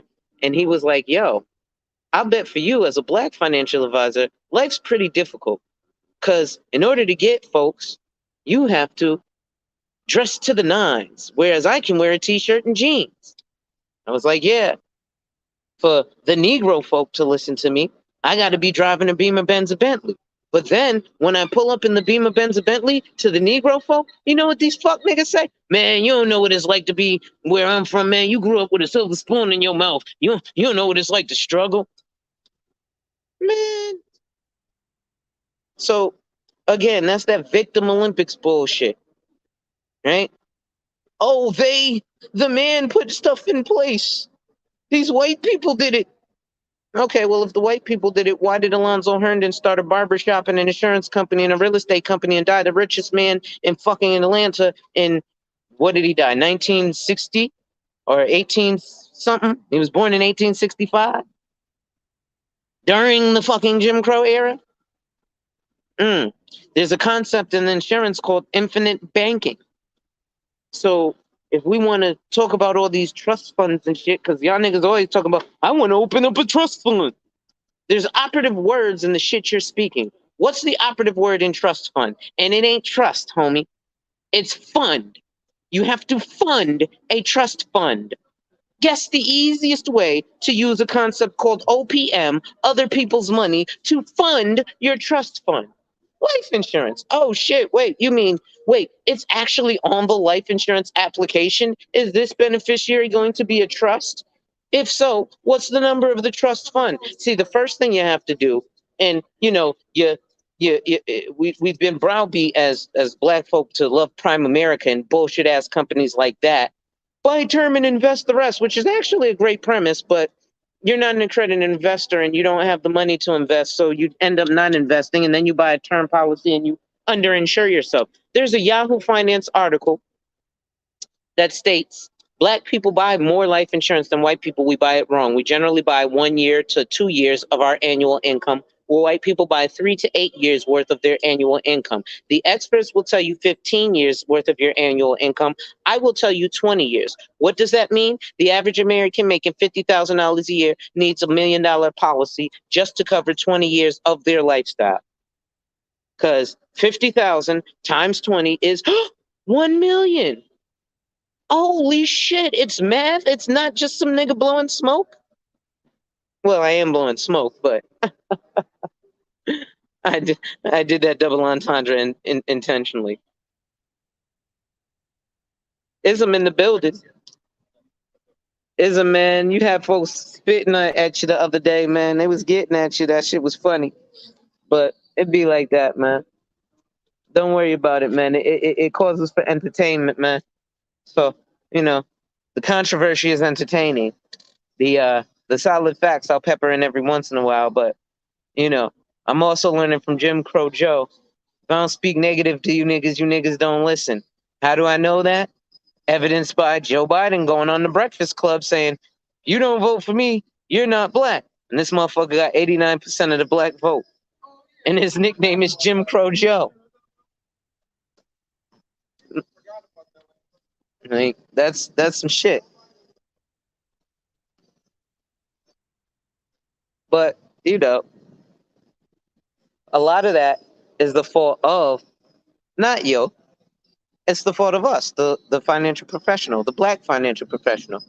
Because how do we expect you to know this shit? What up, bro? Unless we keep screaming it from the mountaintop, right? I don't want to diss anybody's religion, but y'all will definitely holler from the mountaintop about Sky Daddy. Everybody be like, "Oh, Jesus, Jesus, Jesus." We got to teach about that. Well, preach from the mountaintop. You got verses like Ecclesiastes 10:19.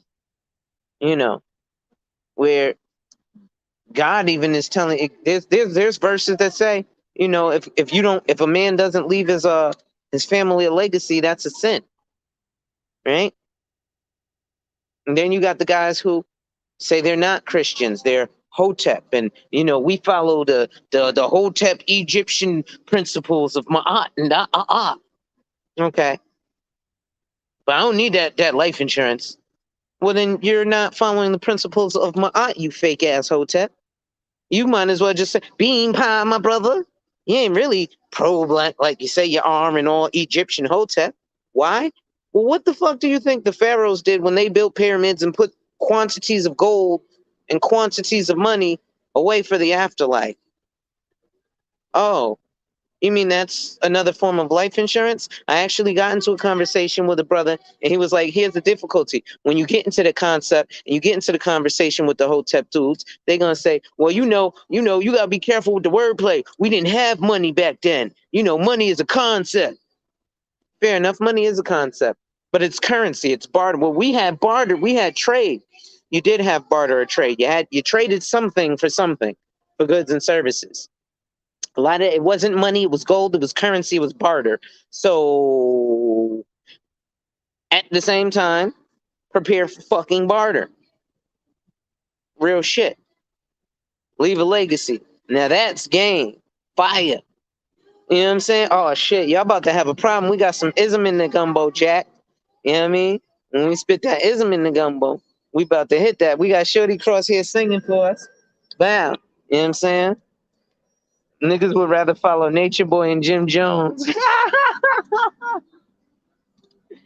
Nature Boy and Jim Jones are hilarious, bro. They are.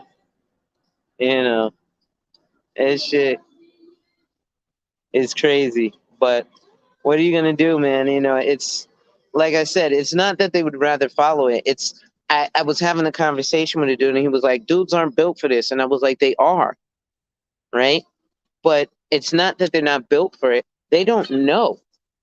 So what's up? Hey, oh my God. I need you. You do commercial insurance, correct? Okay. I'm glad because I was trying. I lost your number. Okay. Okay. So, yeah. Let me give you another one of my cards. Thank you. I'll take it. Yeah. So I have a situation. I've got a guy in California. Okay. Micromobility. I know it's a big thing right now. I'm also, and we'll talk about that on the other side. I got a possibility that we can sell. Okay. I'm trying to get it there. Okay. Oh yeah. I can put my mark up. They don't got no scooters yet. I can put my mark up. So if not, if I can put a markup on it, we talking, Yeah. And so they need them. I'll give you an idea. The scooters they're starting at 2,000 scooters. Put a markup on it. Okay? Yeah, it's 20. So we say, look, $2,500 a bike. That's fine. And I'm Yeah. you know? Yeah. But I'll help sell. Yeah. That's my thing. Listen, Sell it. let's do it. That's fun. So I have Okay. well, I don't know that. Yeah. Signing the contract hopefully this week. Yeah. We kind of have connected with the broker that I'm trying to, and he's like, listen, anything can happen. I went to one of my giants already, out of New York, but they're in a real estate. But I'm trying to find a way to get this scooter. Okay. Micro mobility is difficult. California is like requiring $10 million policy. Yeah. So that's just doing this out of Philly. Mhm. He's doing this. He's getting a master policy with a $5 million aggregate. Yep. So it's only a $5 million aggregate. That's pretty low. That is what California requires 10 million. So I'm like, $5 million, and based on this, it's the master policy. And the rideshare companies are going to come in under. Okay. So, but listen, I'm gonna get you in contact. We're gonna have a three-way call. Yeah. My guy's in California. Yeah. We're gonna talk, and because he can explain what he's got going. I want it to be flawless. Okay. So I want to play that telephone game and give you misinformation. Even though I'm in on the deal, Yeah. I want him to tell you. Okay. You know what I mean? And it's funny because we were talking. I was talking on this YouTube stuff. And they were talking about feminism being an issue, and I was like, right now, listen, I'm talking to a black woman right now about getting a deal. I ain't worried about feminism. I need this female to make this deal happen. Yeah. Okay, so So you need an insurance to get here, or you just need the insurance in general? so he's in California. Yeah. So the fleet is gonna be in California. Oh, okay. But he's also got right now he's got some contracts in Middle America. So the thing that we're looking Middle America. Gotcha. Okay. You see this That's realize, a so I little was like, easier. oh my God, Yeah. yeah, Middle America is a lot easier because but see, here's the difficulty. Like places like Alabama, because micromobility is so new, they're going, oh well, California is requiring 10 million, we want 10 million. Yeah. Like the only companies right now with direct competition are Lime, Okay. Bird. Okay. Okay, so these are, I don't know how they're doing, and it's I'll find out though. yeah. I'll find out. Yeah, because I was like, yo, It gotta be a better way. yeah. And I was like, commercial insurance, who do I know? Then I was like, yo, I gotta get your number. I gotta get your number. We're about to. Shoot your text. Yeah. Is this your card? Yeah, that's Yeah, why I take it. I took a picture of it. Yeah, Now, take it, give me the and then phone. we're about to open that business circle. Oh, God, need to. Definitely. We need to do a class for the Yeah, because even like the businesses, like if you guys are partners, you guys should talk about a buy sell. Yeah. Right. And what I would recommend is actually doing a buy sell LLC with companies that pay the policy. And growing some companies have to Sure. we want the business to continue. Yeah. So how do I buy myself out? Well, if I'm not liquid, it's life policy. Yep. Yeah. And I like that. most of these life policies are attached to that. We gotta talk. Yeah. Yeah, listen, I'm still online, so we're gonna talk. Y'all doing When do you want me to call you? whenever you're ready. I'm 24/7. You can call me today. All right. Yeah. So you call, I answer. So like today I'm running for office, so it's primary day. So I'll call you tomorrow morning. Is that okay? Shoot all campaign stuff. You know my wife works at IRS. She does? Yeah. Do it? I think I met your mother, not your wife. Yeah. I think Yeah, your mom was actually. Okay. She's actually been. She might be going to another site. I wanted to come to this guy. Yeah. But it's a lot closer. We live I know, let's say y'all right there. Yeah, I'll give you some initials. KW, SD, along with his wife, KK. And then there's another person, SC Enterprises. I'll be going with her. Yeah. So I'll be like, It Yeah. is. The auditor. Yeah. So I'll be like, listen, I'm security. Yeah. I'm security. Yeah, right? I'd be like, listen, Yeah. don't, they'd be like, who's he? That's You know what I'm saying? Yeah. you ain't lying on the age. Yeah. I'd be like, it's tucked. They be like, oh, I don't know. Like, No, no. That's listen, that's what I'm doing. I'm I'll out. call you tomorrow morning. Yes, Okay. appreciate it. Get that business. I appreciate it. Thank you. Salute. See y'all. I was just he said I meant the white Jim Jones.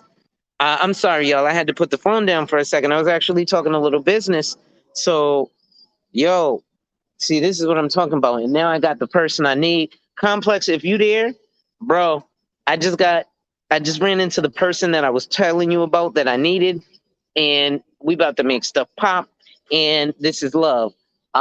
Ladies and gentlemen, if you enjoy my content, make sure you hit that like, drop a comment, subscribe, and hit that notification bell so you're made aware every time I release new content. And as always, share, share, share. Lastly, if you'd like to contribute to channel growth, my information is in the description. So, yeah, man, listen, bro, this about to pop. This definitely about to pop because let me go get another one of these aloe vera juices. This shit was banging. Bro, you want something from the store, something to drink or something? All right, what you want? Like juice, I don't really drink soda. All right, well, you want one of these or? Oh, yeah, I'm not All right, you want the? Well, hopefully they got that flavor. yeah, hopefully. Yeah. Um, man, listen, shit's real. Shit's really, really real. Like just all the way. And you know, my man's ism is in the building.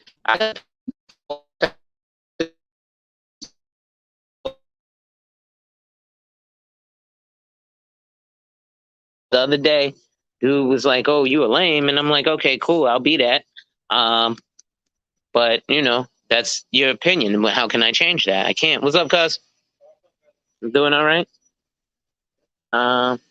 Oh damn, they don't have the flavor left. Ain't no pineapple left. All right. So I will get what is this? This pomegranate? Yeah, so we're gonna get the pomegranate. Two of these. All right. Yeah, man. Ladies and gentlemen, we in the building. I am stopping at the store right quick to grab me. Actually, I should grab me something to nosh on right fast. Give me 1 second. Let me see what kind of muffins we got. It's a coffee cake. Let me see. We got the ice creams. I'm trying to think, y'all. What do I want to snack upon? I don't feel like going all the way upstairs. I should get like some nuts or something. I might just get me a honey bun. I know it's a bad decision, but oh, they got the powdered donuts. I might fuck with that. They got the potato chips. They got the cheese Danish, honey bun, cupcake. Nah, I don't need nothing like that. I might get it like a bag of chips and just call it a day. We got the popcorners, got the Doritos, the Cheetos, the Cape Cods. You know what? I don't need to exacerbate my stomach right now with nothing crazy. So, did I get the honey bun? That's the cinnamon roll. Got the honey bun. Nah, no. Hmm. I should just get. Actually, you know what? That's what I'm gonna do. I'm gonna get the honey roasted. Ooh, we got peanuts. Honey roasted peanuts. Here we go. Making the smart choice. Peanuts. All right. Yeah.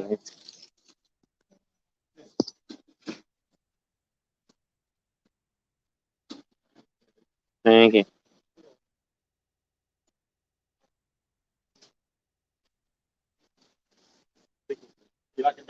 Nah, I'm good.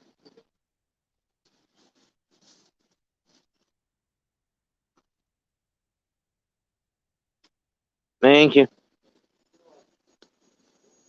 I'll see you later, cuz. All right, y'all. We're gonna continue the show. Oh, look at the puppies. Yeah, y'all. It's just reality out here, man. This is just another day in the neighborhood. Cheery fella, the all-star advisor, the insurance junkie. It is what it is, man.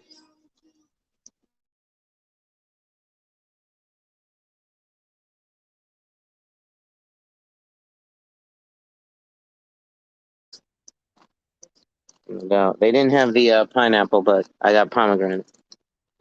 Ah, yeah, definitely is. Oh man. Actually, let's see what this. See if this is busting. Hold on. Oh, shoot. Yeah, I know the pineapple was busting. This one actually might be better. Actually, the pomegranate is busting. Whoa. This actually might be better. Yeah, that actually might be better than the pineapple. I love the pineapple. It's crazy. Yeah, but I know pomegranate be busting, so I'm not even gonna hold you. That's yo, this aloe vera juice. Yo, I should have thought about drinking this. It's fully hydrates you. I like that. And out there, juice is the best juice in the building right now. Big facts. Now I'm thinking I would see what watermelon tastes like.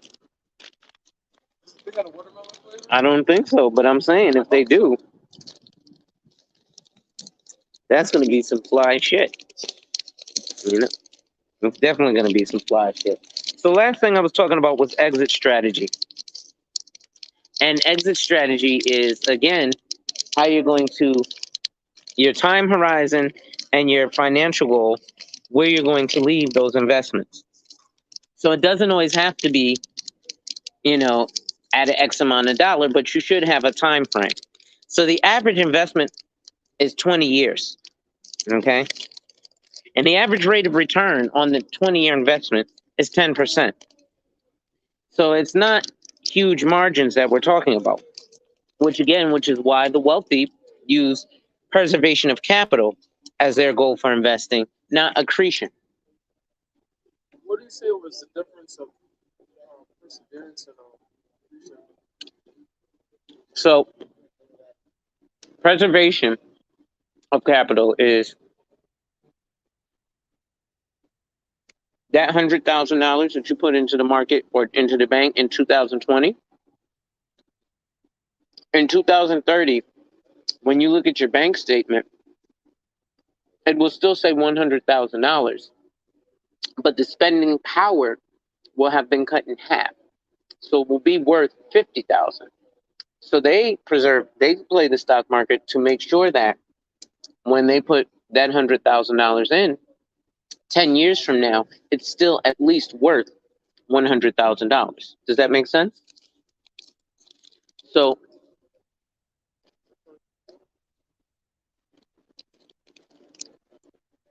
that's one way to actually preserve your capital. Okay. Now accretion means that your stock is going to increase, or the value of it increases. How you doing? So we'll use again Tesla. So Tesla was a stock, or no? Let's use let's use a coin, any coin. The only thing I'm just scared of, like, in 10 years, like, in 10 years, a business could close, it could branch out, like, Or it can grow. fluctuate. Mhm. But if you have no exit strategy, right? Here's what people are doing. They're having no exit strategy. So they're going, all right, well, the business did bad today. I'm selling all my stock. And then the business does good tomorrow.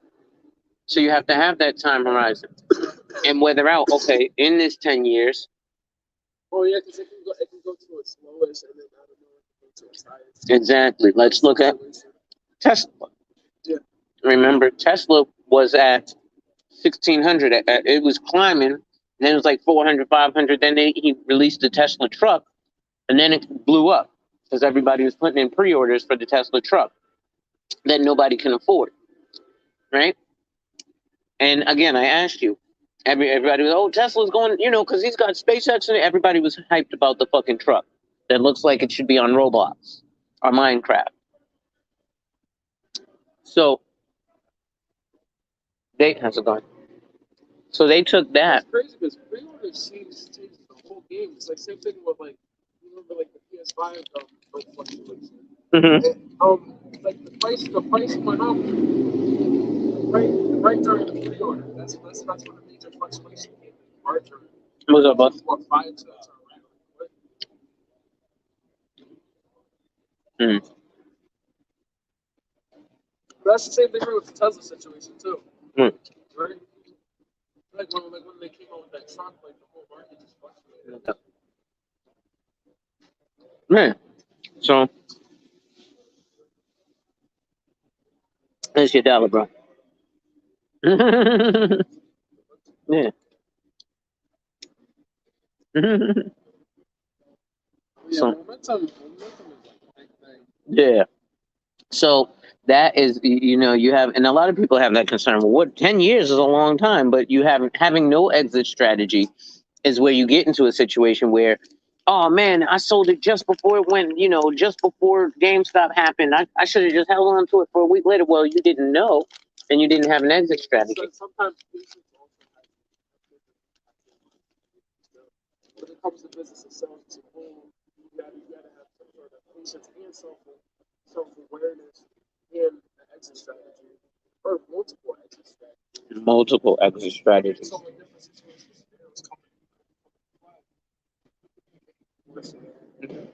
So let me finish explaining accretion to you. Oh, there you go.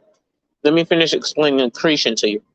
So accretion is, I had a guy who was like, well, I'm up in my investments. I made $58,000. And while that's flying dandy, okay. Well, that's fine and dandy. Give me 1 second. what is creation is like a quick rate. Give me 1 second.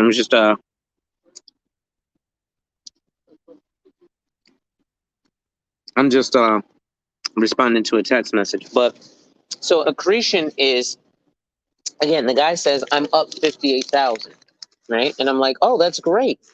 But so he's like, yeah, man, I'm balling because it feels good to see your account up X amount of dollars. Yeah. Becky with the good hair. So, She totally got credit. man. So accretion is that $58,000, but he's not up or down. Why? Because there's no transaction. So if he doesn't transact, he's not up or down. It's accreted. So the value of said stock has increased. But if there's no transaction, you're not up or down. You've accreted or decreased in value. But if, for example, when my homeboy said he sold it so he took a loss, his GameStop, and then GameStop blew up, if he held on to it, right? And then it blew up. But nobody bought any from him. Did he make any money? Or did the shares just go up? Okay, so the value of the shares changed. But how does that affect his pocket? It doesn't unless he liquidates it. Right? It looks nice. It sounds nice. I got thousands of dollars in the stock market. Do you know how hard it is to liquidate that stuff? You see what I'm saying? So accretion is just basically the increased change in value. Okay. Like I said, man, this is what it's about, man. We ain't supposed to be crying about women. We're supposed to be teaching the younger generation, right? I got 10 years on you. I was your age when I started this business. Why shouldn't I impart some of that knowledge onto you? I can impart to you, man, listen, them packs and shit ain't no good to sell. Okay, but what is good to do? Man, you should stay in school and get a fucking mortgage, which is called a student loan. and make $50,000 a year? No, I'd rather be joining the scam. No, I think more so working on my credit versus going back to college. I was in college for 2 semesters. I looked at my bills and I'm like, I feel like I can do better with my credit working on myself than What do you want credit for? I feel like it opens the door for potentially more What do you want credit for? house, car, mixing,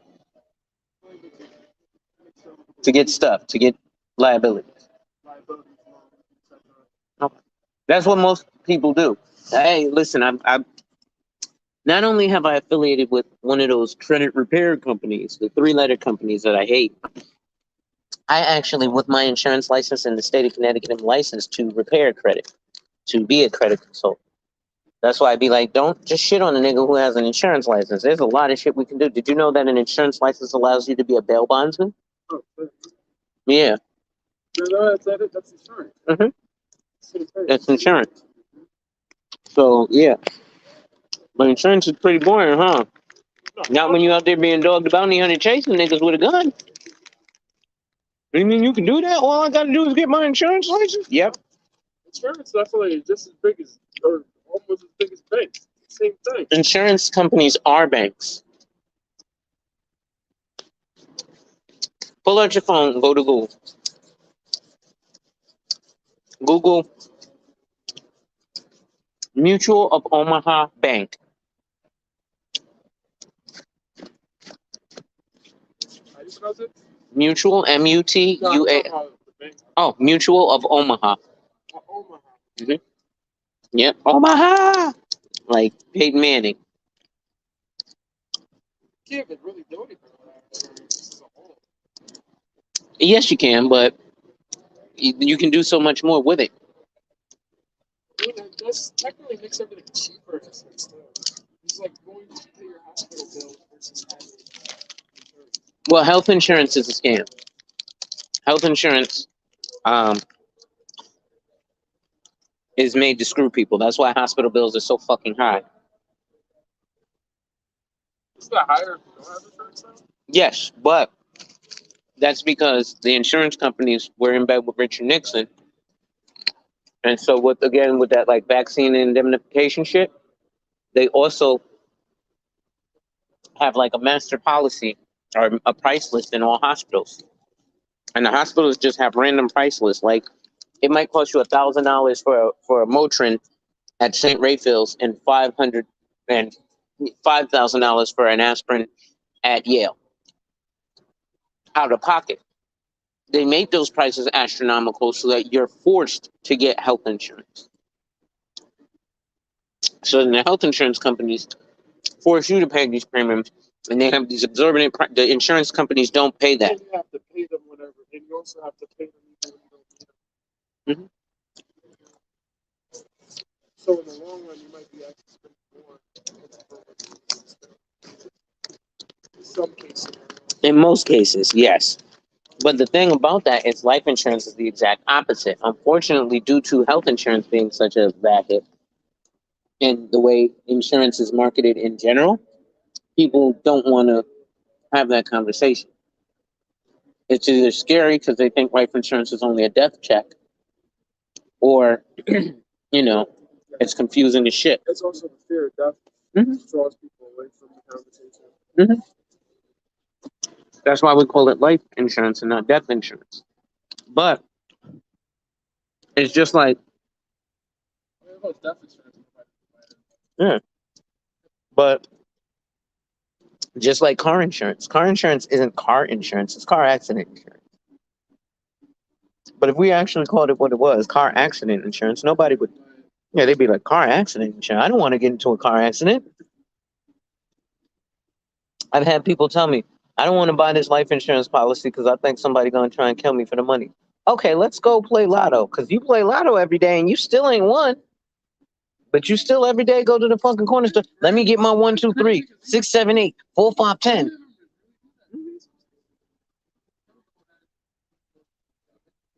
Yeah, that's more white people.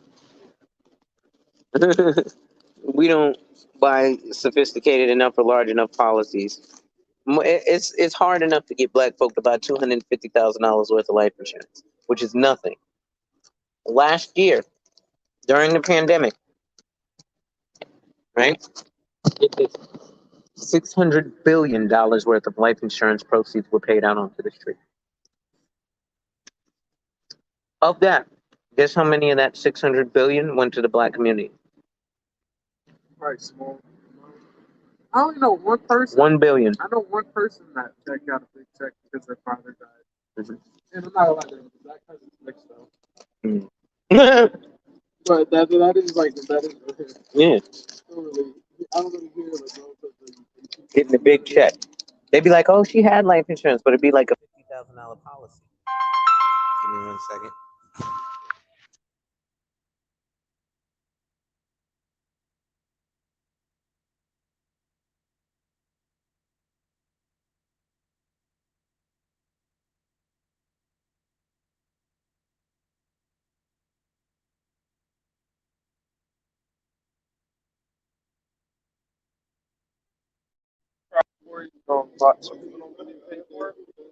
Huh? You mean my cousin? Same shit. Same shit. I make sure I pay for that. It can be.